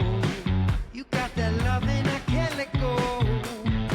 So tell me, baby, I need to know. Should I keep running or should I go? Welcome back here to Bear River High School. Start of the third quarter. Again, I'd like to thank Tanglewood Studios for sponsoring your halftime show. A little extended one, giving a shout out to the girls lacrosse and softball team. In the record books, 4 straight here for lacrosse, 12 championships here for the River softball team, and a touchback here from Stone Higley. Yeah, great job by those two teams.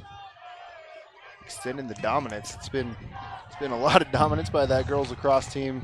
Been a lot of years, even back when I was in high school, seeing the girls softball team keep extending that legacy. Great job by those girls representing Bear River. So Skyview will have the offensive possession first here in the second half. Exactly what you want to have now coming out of halftime is an opportunity to go extend.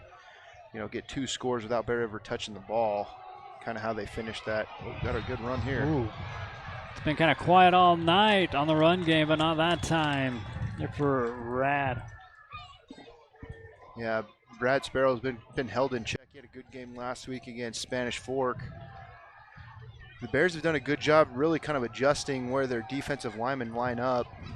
You see them kind of shift here almost to a more of a 4-down look with a stand-up end. They've done a good job getting penetration, stopping the run, but Sparrow's done a good job. They'll do another good job here.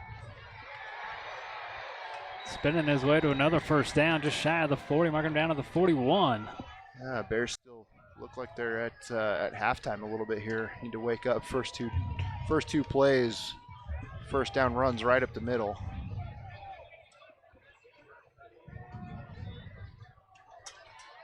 High snap brought down, giving it off here to Sparrow again. Another good chunky yardage just right up the middle, now at the 35-yard line. Yeah, it looked like a read right there on Garn. Garn comes in, tries to make the tackle, comes up hobbling a little bit. Mentioned at the start of this, he's playing a little sore. Another run here, another small gainer. This one's going to bring up 3rd and short. Yeah, this has been kind of a quick hurry up here, not huddling. Looks like Skyview will take their time and huddle right now on 3rd and short. But then they just ran back-to-back plays right there. No huddle runs right up the middle, almost calling the same play. Come right back to it again here. That'll be enough for a first down. They're not quite to the 30-yard line, mark them down at the 31. Garn has come off the sideline here, and they're keeping him here.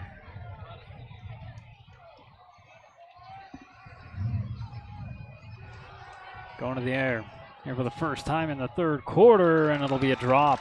That plagued them there towards the end of the 2nd quarter. Yeah, Cooper Karen, he was open, had him right in the hands. He was just trying to run before he caught that one.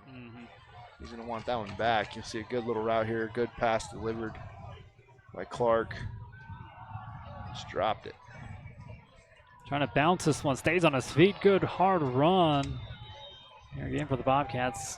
This is Ollie Collins, it looks like. Yeah. Haven't called his name tonight so far. Another senior. He did get the defensive touchdown on the fumble. He did.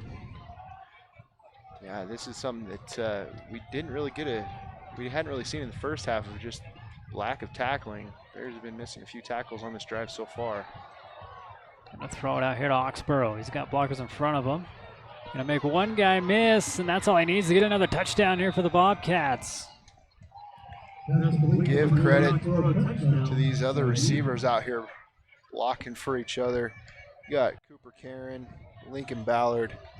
They're out here blocking for Zach Oxborough. Just takes a quick little swing pass here. Sets up his blocks really nice. You'll see just the run up the field, breaks the tackle. That's all it takes for Oxborough to get into the end zone again and extend this lead.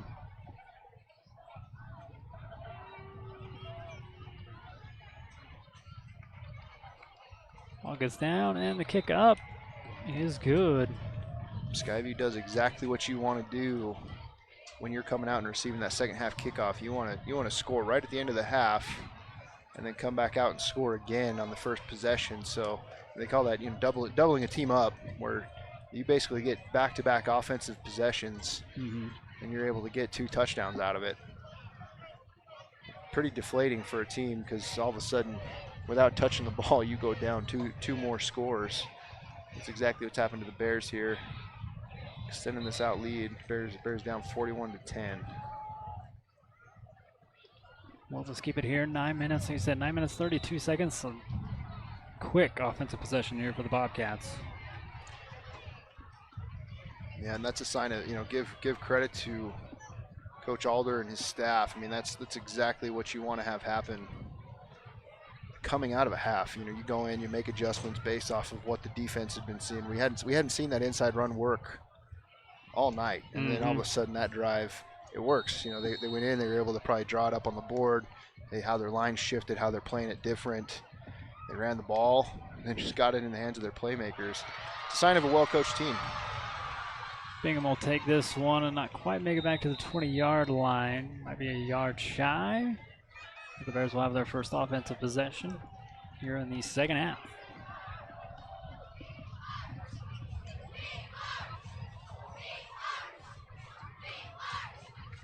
Again, still kind of touching on what we talked about at the beginning of the game. I want to see the middle of this field get attacked more. I want to see this run game a little bit more with Lonk. Only got 1 touch in that first half. Starting empty here. Yeah, Tyre all alone. They bring a blitz and picked up enough to make the catch. It'll be positive yardage here for the Bears. And what Skyview's been doing all game is they play this soft zone defense. So all of your defensive backs, your corners, some of your linebackers, they all just sit in a really soft zone just to keep everything in front of them. And what they're doing is they're basically pinning their ears back on the outside, trying to get in these passing lanes because of how much Bear River loves to throw these outside screens, these quick screens, and these corners are just waiting for these quick screens to come out, and they're just right there on top of all of these passes. Tyre going to step up and take off to the far side, put the shoulder down, get to the 25. It'll bring up 3rd and about 4. And everything I just described, that's going to be there for Tyre. You'll see the pressure come up the outside here, and he can climb the pocket. He's an underrated runner like we've talked about before. He's going to be able to get positive yards running the ball with just how Skyview's playing them. I mean, he's going to come up and probably take a few licks just like he did there because the defense is just sitting back in that zone watching him. But they can keep the positive yards moving here if that's how they want to keep playing this. 2 wide outs here at the bottom. You got Rice kind of at a tight end spot. 2 wide outs up top. They're going to step up again, but this time they're going to catch him before he scampers away. And Tyre a little slow to get up. Yeah, Skyview does a good job here. We just talked about those lanes that get created when they try to rush the passer. That time they make the middle of that pocket fall right back in his lap. He has nowhere to go. And they get the sack, forcing the punt. Stone Higley standing on the 1. Kicks it about the 5-yard line, but when he gets this one away, it'll take a Bear River bounce. And we filled it about the midfield, and is going to break free down the sideline. Stone Higley, you're the last one to beat. And a little cut inside. Skyview will get it done. No flags I see. It will stand. A touchdown here for the Bobcats. Yeah, great job here by Lincoln Ballard. A little bit shorter probably than he was planning on from Stone Higley, but he comes up, does a good job just picking that up, and the Bears weren't ready for him to do that, as you can see just by their lack of effort on tackling there. But yeah, this is as bad as it started in the first half with the offense, bad snaps. This is about as bad as you wanted to see it start on defense and special teams for the second half. Chase with another extra point. This one up and through the uprights is good. 7 minutes and 7 seconds. It's 48-10. Here at Bear River High School. We'll be right back. For over 80 years, Farm Bureau agents have built relationships with you one conversation at a time. Let Kimberly Raydell and her team provide you with the best service for your home, auto, and life. Bear River Animal Hospital takes care of small and large animals, providing pediatric care all the way up to senior pets. They deliver high-quality, customized vet services with their dedicated team. Services include exams, vaccinations, surgeries, dentistry, fully equipped laboratory and pharmacy, along with x-ray and ultrasound. Many of these same services can be conveniently provided on the farm. Bear River Animal Hospital is filled with highly trained animal lovers who will provide the best care for the animals in your life. Bear River Floral and Gifts has something for everyone. Whether you... Chase Carlson kicks this one off. And this one not returnable. It'll go to the back of the end zone here for a touchback.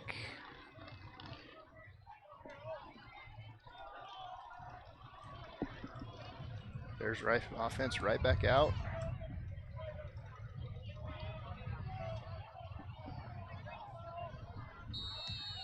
The one positive ever since we've had Porter Wood come in at center, the snaps have been more consistent. We haven't had any more bad ones so far. He's held up pretty well.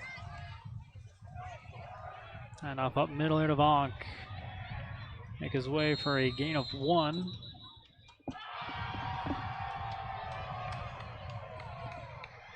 Everybody may criticize me now, just saying, well, there's your inside run, Joe. Hey, they gave him 2 yards. But there's just so much that happens when you're able to keep establishing that, keep working on that. You can build, different plays off of what you do in the run game. It just keeps the defense honest, and just how Skyview has played this entire game. Bring 4, and Vonk bounces it here to the near side. How Skyview has played this entire game has really, Bear River's kind of just played right into their hands of what they've been calling for their defensive game plan. And when you're able to, physically just run the ball, no matter what your scheme is, that's what you need to do to be able to keep a defense honest, to be able to set up everything else that you want to do from an offensive standpoint. Bringing up a 3rd and 5, but back-to-back runs, which has been encouraging. Tire going to the air. There's a little double move out of the reach here for Gladen Barons on the far side. Just a little bit too much on it. I'd like to see him do this double move, sell that just a little bit more, put a little bit more air underneath it, let Barons run underneath. Another quick 3 and out.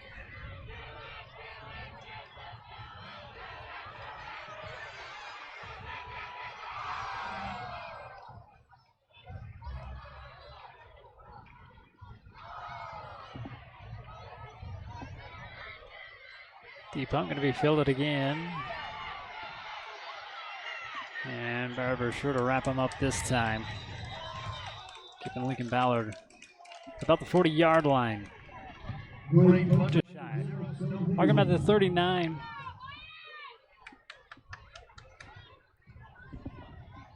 And Much this is better coverage that time, yeah. And this is the 3rd offensive possession here for the Bobcats here in the 3rd quarter. Is it 3rd? 3rd offensive? Is it not? 2nd. You're right. It is the 2nd. Second one, I guess technically was just the run back. Yep, you're right. Still got points, but going back to the air is a little throw and catch for progression. We'll stop about the 44-yard line.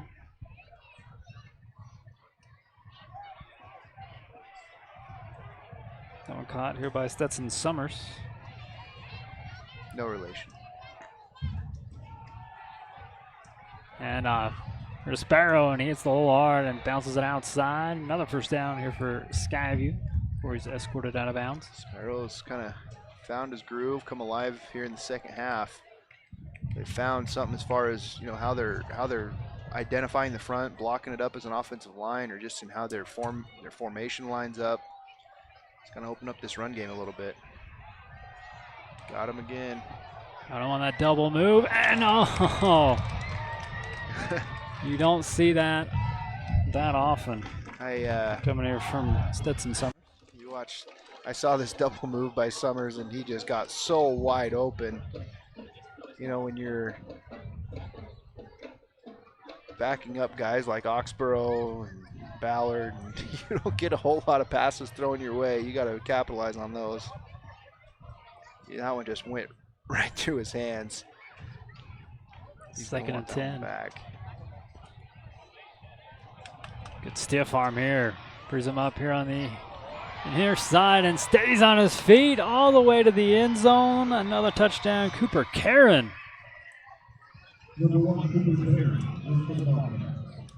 Great bit of running. Equally bad amount of tackling by the Bears.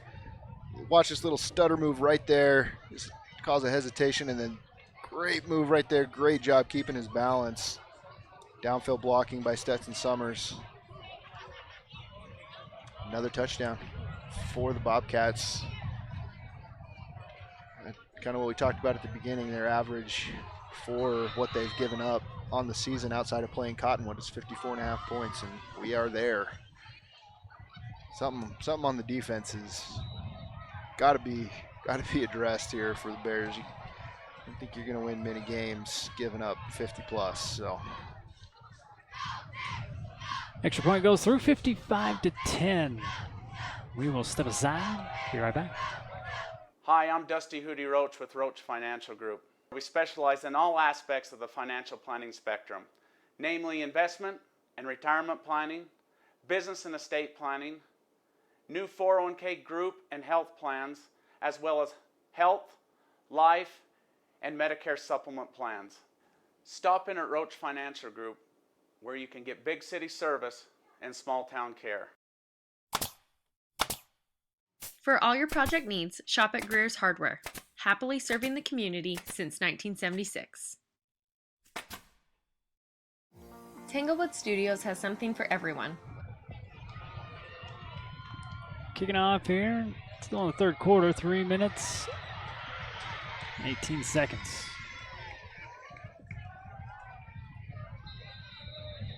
Good run back here by Bingham. Past the 20-yard line. They mark him down at the 22.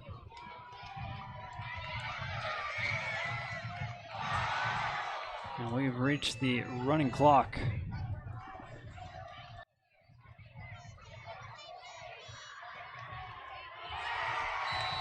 we're able to see a bit more run game in that last drive. I mean, at this point in the game, down by 45. Oh, why not? Let's try to see if we can establish something, build on something here. We'll throw out here to Gladen Barons.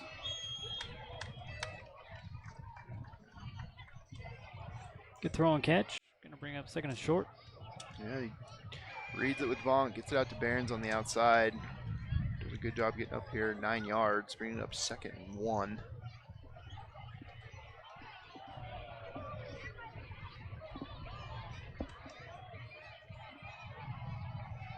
Almost at the 2-minute mark. And off up middle, they might just get back to the line of scrimmage. There was just nothing there for Vonk as far as where to go. You know, and as a running back, you're usually given, you know, an aiming point for a run play. Like when you get this handoff, aiming for a certain spot along the line, and that aiming point that he was looking at was automatically filled with defenders, and had to hesitate. And once you hesitate like that, not a whole lot of places you can go. Going back into Wildcat here. Illegal motion here by Bear River. It'll back him up 5. Still 3rd down. We've done this a handful of times so far tonight, running this Wildcat with Eli Breger at the quarterback position. And they've had a penalty on almost every one, whether it was the motion or formation.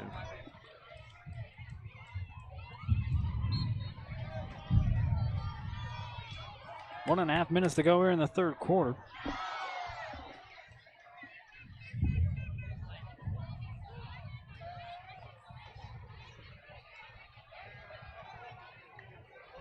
Tyler steps up and is going to get caught. He gets past that guy. He's got a lot more room to run. Yeah, They just dial up the pressure here. Skyview does on this third down. Bring 5. Bring 5, and they're just trying to, when you get in a situation like that, you know the Bears are trying to get downfield. It's going to take time for those routes to develop, and if you can get that pressure, you know, you're not even going to give Tyre a chance to get the ball off. They do a good job. You know, give credit to Mason Marchant closing that lane that the Tyre thought he had. Spiraling kick. Going to be fair, caught here at the 40-yard line this time by Ballard.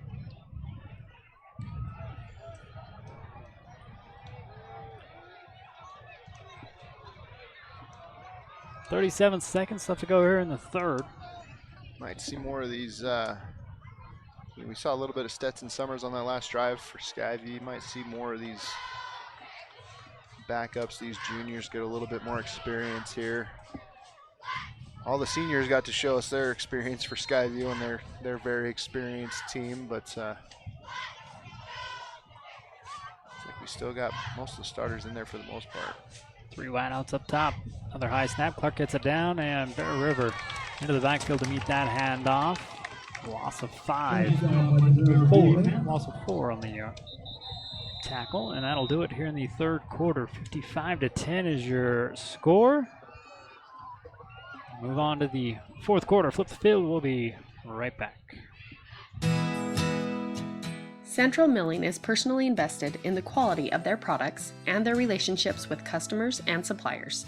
They are also a proud supporter of high school sports.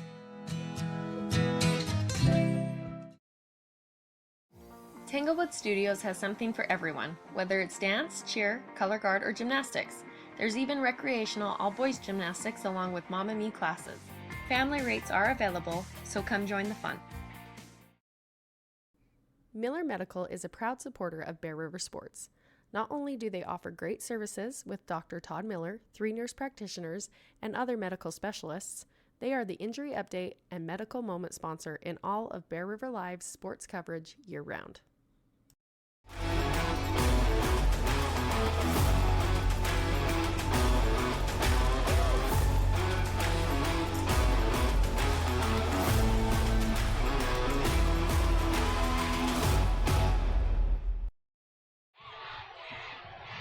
Start of the fourth quarter here at Bear River High School. Box Elder with the lead. 2 wideouts up top. And a motion though, and Clark gonna air this one out. Hit as he's thrown. And another drop ball here for the Bobcats over on the far side. That's Brad Sparrow. I thought he almost brought that one in. He just kind of kept drifting more and more to the sideline there as he was running. Great protection for the most part there, allowing him to get that one off. Bringing up 3rd and long though now here for the Bobcats.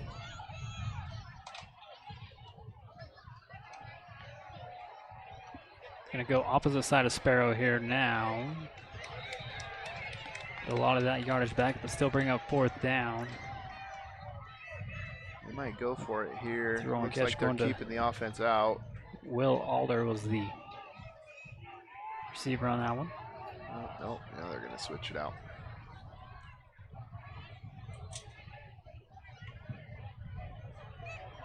If the score was probably any different, Coach Alder might have gone for it there. The way his offense has been going, but man, when you're up by 45 points, not really a need. It will take the timeout. Nope. They just give him the delay of game.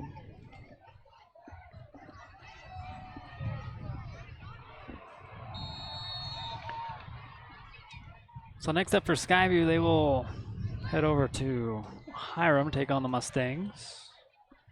Bear River, we take on the Stallions at Stansbury. We were just kind of checking out some scores at halftime. The Mountain Crest Ridgeline game was a lot closer than I thought it was going to be. Not sure what quarter they were in, but Ridgeline was only up 14-3. I mean, that could be a pretty good game there between Mountain Crest and Skyview. Some of the OG original Cache Valley high schools. Yeah.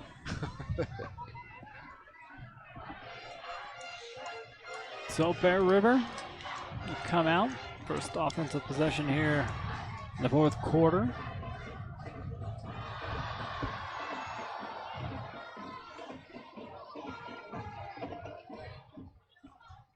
Start out with two wideouts up top.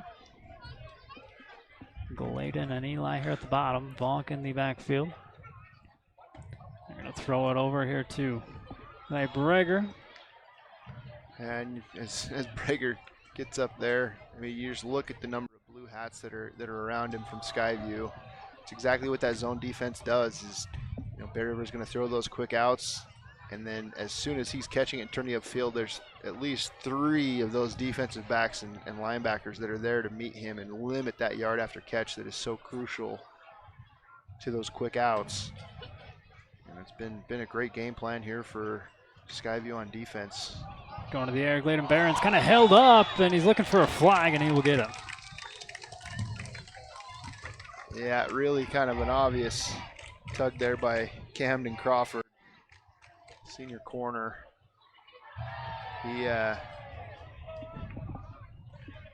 Gladen Barron's had a full head of steam as he was running by him, and Tyre was just laying that one up and probably saved 6 points, so I'd gladly give up penalty yardage over points, but I'll march it off, and it goes on the other side of the 50 in Skyview territory now. Knowles with the ball at the 48.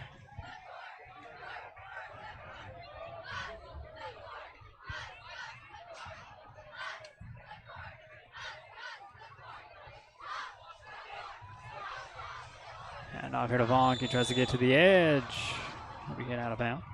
And they tried to set up this little outside zone run here, trying to establish, get some lead blockers out here. They brought Garn and tight end here to try to get some lead blockers, but you're running into the short side of the field. Those outside zones are so hard if you're not really driving defenders back off of the ball, running into the short end of the field. You need to kind of give space if you're running those outside runs to let a hole develop and let your back pick one. But going deep again, Gladen Barron's with a step. 2 guys to beat. Little stutter step. Will be dropped at the 2-yard line. That's complete number 1, Gladen Barron to the Bear River. First down. Good route here by Barron's, just right over the top. A lot of these, when you run the zone that Skyview has been running, the killer is letting people get behind you, which is exactly what Barron's does. Great ball delivered by Tyre. But give credit to that Skyview defense hustling down, rallying to the ball, not allowing him to score. Bringing up 1st and goal. They're going to run that Wildcat. Here's Eli Breger going to get the 2-point conversion. They finally got the formation and the motion set up so they didn't get a penalty. Breger runs it off the right-hand side and gets into the end zone. Spike Power Sports touchdown. One more look at it here on the CNR replay.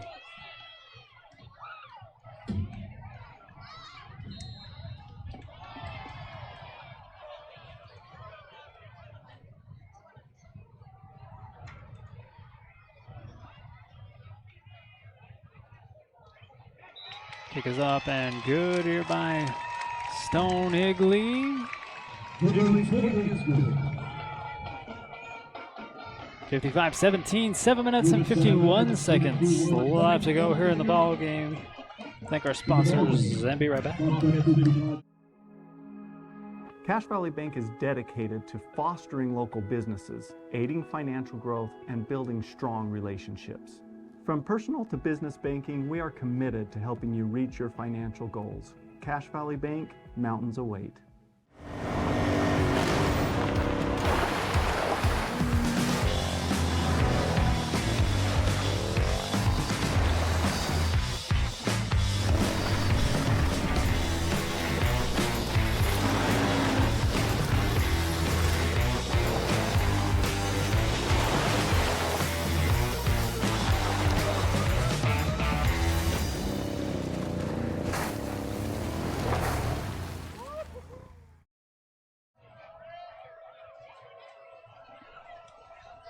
Stone Higley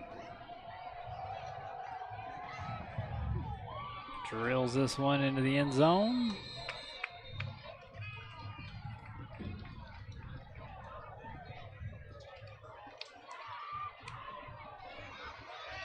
Still fighting for it.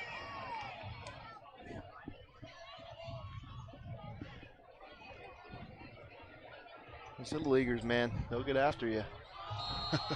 I still don't think they're going to get the ball back. They're fired up. It's gone.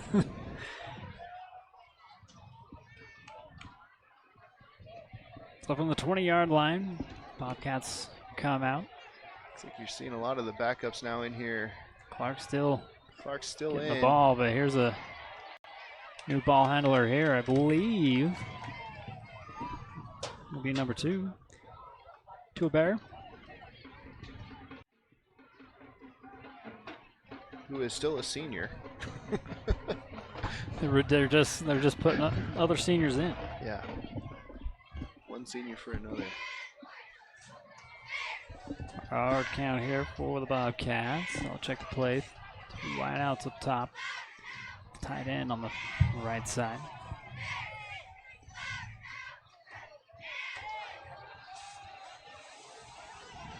Squeezes through that hole. Quade Murray wraps him up. That hole initially was very well blocked, very fitted up really nice by this offensive line. He gets to that second level. He just hesitates a little bit, sets up that block, cuts back in the inside. He's probably gets a few more yards from the first down. Give credit to the offensive line fitting that one up and blocking it really, really well.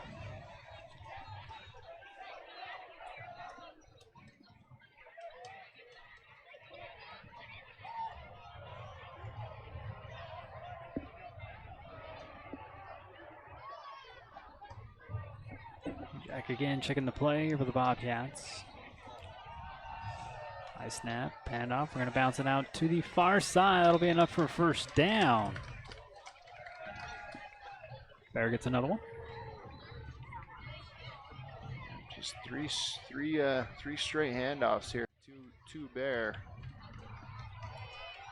Able to get a first down, keep this clock rolling. Skyviews, give credit to that offensive line, really just doing their jobs and doing exactly what you want to do at this point in the game. Just take the air out of the ball, run clock, start warming up the bus.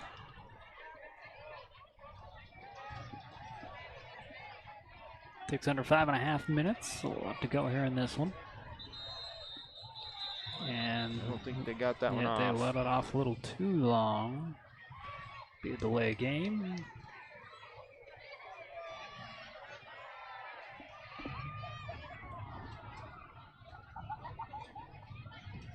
I don't know if Jack Clark realized that there are play clocks in the end zone here.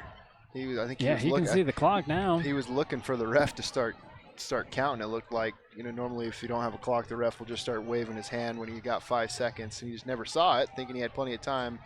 Didn't know we have a clock. Another high snap, able to bring it down is Clark. Man, a stiff arm breaks him free. It breaks another tackle. It's a first down and into Bear River territory.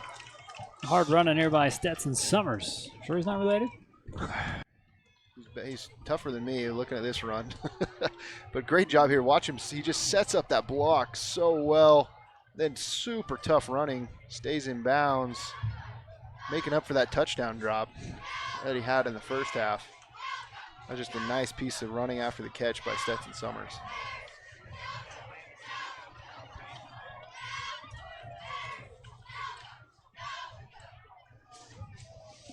Cats about the same formation, that little pistol look.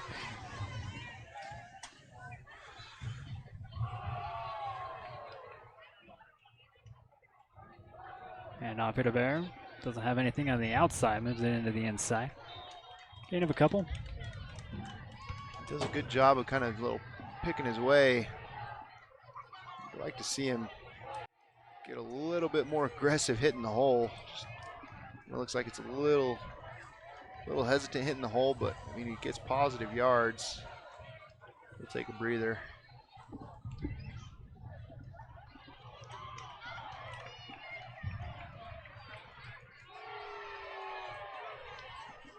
And in the backfield now, you've got Zach Gibbons, not a senior, just a junior.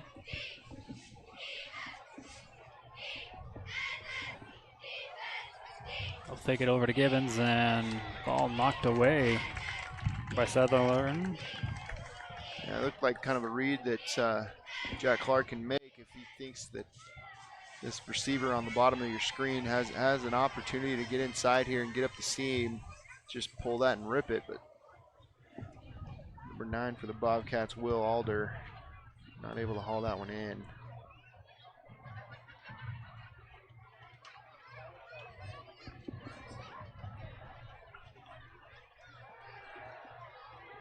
Forward pass over to the far side. This one is caught and off to the races again, and nobody's going to catch him this time. He will get his touchdown. Great job by Stetson Summers. He knows how to get yards after the catch. When you watch him take this one and how he sets up his blocks on the outside, you know, he presses up the field and then he bounces it outside, and he's got, that's how I know we're not related, just looking at his speed. He able to just run that one up the sideline and increase, get the lead back out here to what it was. The biggest lead of the game for the Bobcats pending this PAT. And Jace puts this one through. Like I said, he's only missed one here tonight. He's got plenty of opportunities to make up for it tonight on the one he missed, so. Clock stops 2 minutes and 32 seconds. We'll just keep it here. Again, next week we got more soccer, we got more volleyball, we got more football.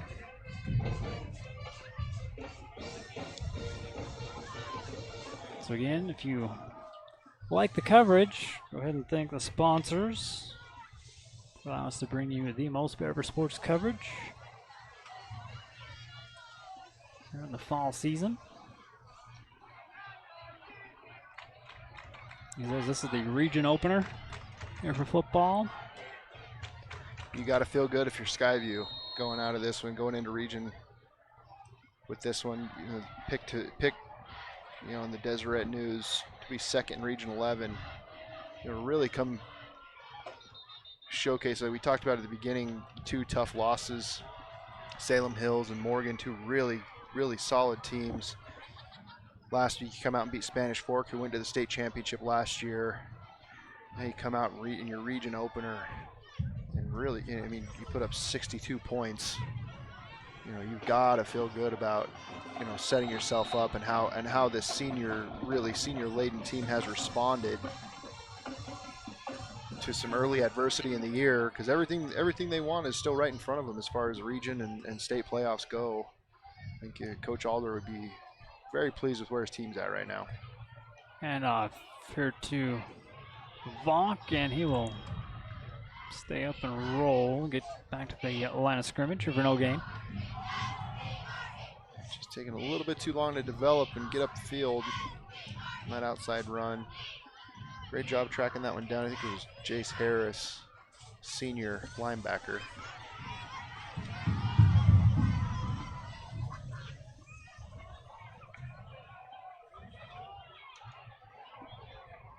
Normally when a game gets to this point, you're putting in a lot of underclassmen. They just have too many seniors to not get some of them in. So good run here by Tyre.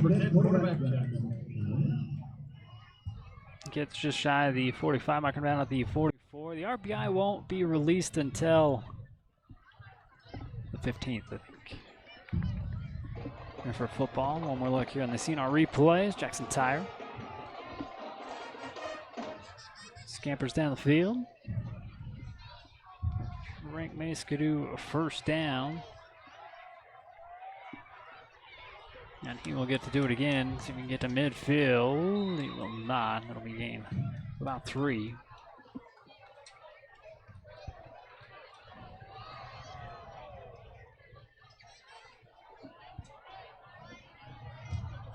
"40 seconds, seeing if Bear River can get One more touchdown before this one's over.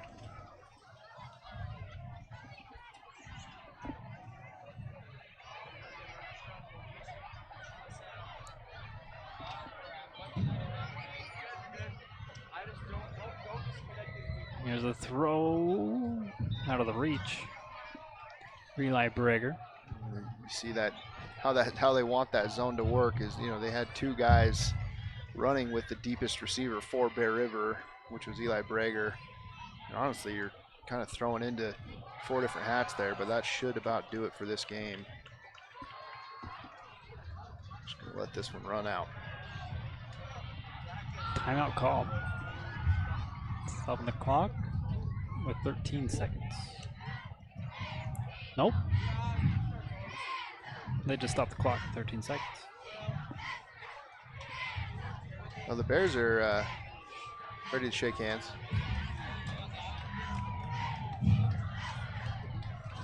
There we go. It's rolling now.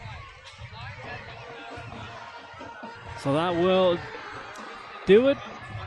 We'll get Claire Wood, see if we can get some interviews. A little bit more for you, but your final is going to be 62-17.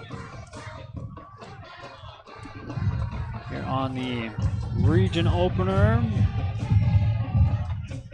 Again, the Bobcats will meet the Mustangs next week, and then Bear River will travel down to Tooele County to take on Stansbury. I only got to travel down there once this year. Yeah, outside of Cedar, the travel schedule's not bad this year for us. Yeah. We made our first trip. We made our first trip down to Tooele last night. Girls volleyball comes away with a win. Yeah, I shouldn't be complaining. You guys are. I didn't realize that was my actually first time going all the way to Tooele, the high school. Oh, got it. So Desert Peak is not as far. I mean, you pass that one. That's like probably the closest one, even closer than Stansbury.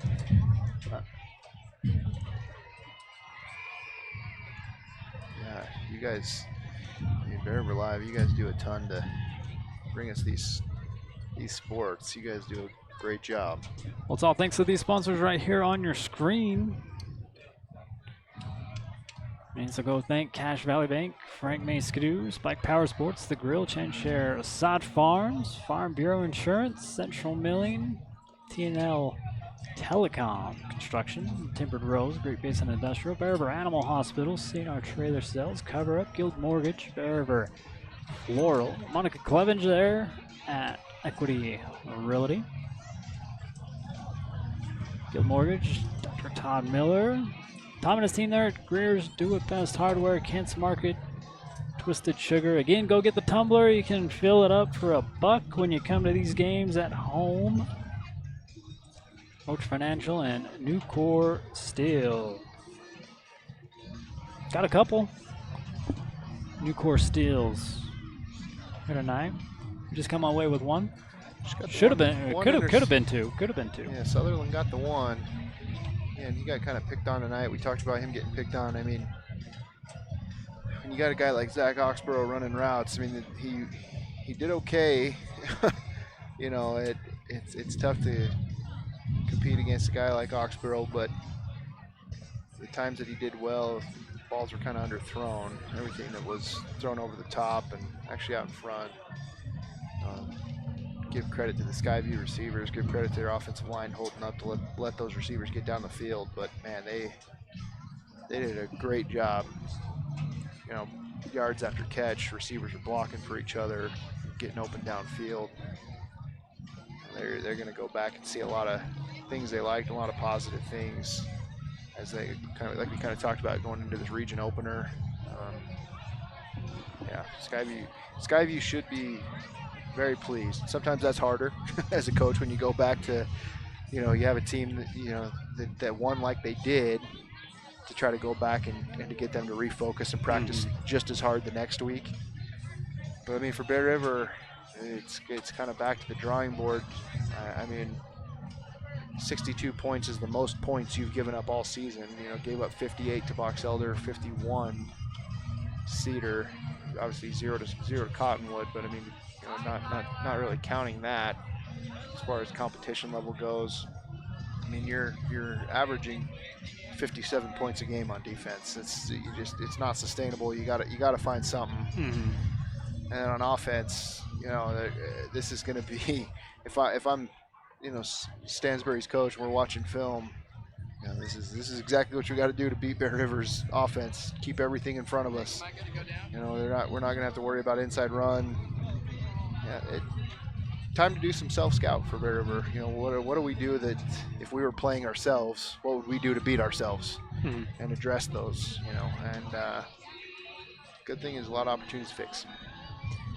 Well, we take it down to the field with Claire Wood. She's got the coach for your Chatting with the Coach, brought to you by Share Sod Farms. Claire, take it away. Thank you. So, Coach, obviously tonight didn't go the way we wanted it to, but you had one big goal coming into this game, and it was to stay loose. Do you feel like we met that goal? We just showed glimpses of it in the first half, but no, we didn't meet it, and we didn't even get close. We talk a lot about eliminating fear, and I think a lot of our kids have this fear of failure and this fear of not knowing my job and the fear of what is other people going to think, and we got to eliminate that out of our program or we get these results. And so that'll be the theme moving forward. We got to eliminate that fear, and we got to play loose. So. Yes, definitely. Talking about that first half, we had a really great end to that first half, and we came back without the energy we had at the end. What do you have to say about that? Just very disappointed because, again, like I said, the focus was eliminating the fear and playing loose, and I saw a lot of fear in the start of that second half and missing tackles and all those things that we preach over and over and over again. And so just very disappointed with how we came out. And we just got to get it corrected. I told the guys we're on this journey. Football's a long season, and we got to get those things corrected that coaches are preaching every single day. So. Yes, definitely. Talking about some good we can take out of this game, Sutherland had a really good game. Can we talk about his play? Yeah, he stepped up. I mean, a couple times he's got out of position and he kind of got burned, but that happens. And so I thought he played really well with what we asked him to do. It's a lot. It's a lot for a kid that's just a first-year starter. And I'm very proud with how he stepped up this game, especially early on. Yes, definitely. And going into the rest of region play, we have Stansbury coming up next. What can we expect from this new team in the region? They're tough. They're very tough. They're a top team in the state, and it's going to be at their house. And so, again, we got to preach playing loose, and we got to preach and not having that fear of taking on a very tough opponent. And that's kind of the story of our region. Every week is a tough week. So, we got to be ready to play. We got to travel well, and we got to go be ready for what they do well. So. Yes, definitely. Thank you so much, Coach, and good luck next week. Back to you, Andy. All right. Thanks, Claire. And again, thanks to Share Sod Farms for sponsoring our Chatting with the Coach. Well, we wrap up another game. Yeah, I think I agree a lot with what Coach Waite was saying as far as what his team comes out looking like. Being having some of that fear, whatever that looks like, and whatever that means for each player. I just know a lot of that can be eliminated with the right preparation. Having everybody having a very clear understanding of what are we trying to accomplish as a team against the opponent that we have, and how does my job affect that? Those are really clear things that you can outline as a coaching staff, and what you put together in a game plan. And if you have guys that are coming out not knowing those kinds of things and being fearful of the opponent that they're playing, that to me that comes down to the preparation. So, going back, what we're doing Monday to Friday to make sure that our guys are prepared as possible is the key. From it's what I'm taking away from what Coach Way's saying. I love the idea of guys playing loose, but it's really tough to be loose when you don't feel prepared or you don't know and you feel like you're guessing. It's tough. So if that's what he's feeling, that's what he's seeing. We've got to make sure our preparation steps up. So. And he brought up the missed tackles. Really haven't seen that yet this year, at least as many as we saw here tonight. Another thing that's an effort. They'll go to clean up. Yeah. Yep. And that coming back to being fearful. A lot of times your effort is directly tied to the knowledge of what you're doing. There's that old saying in football, or just in life in general, you have paralysis by analysis, or you're thinking too much and you're not doing enough. If you're sitting there thinking and wondering and not just knowing, it causes you to play slow, causes you to play out of position. And if you're doing that, if you have that, you're going to be slow rallying to the ball. You're going to be slow getting to your assignment. You're going to be missing tackles. So again, I think it's going to come down to the preparation. I think it'll be interesting to see what we come out of this week looking like.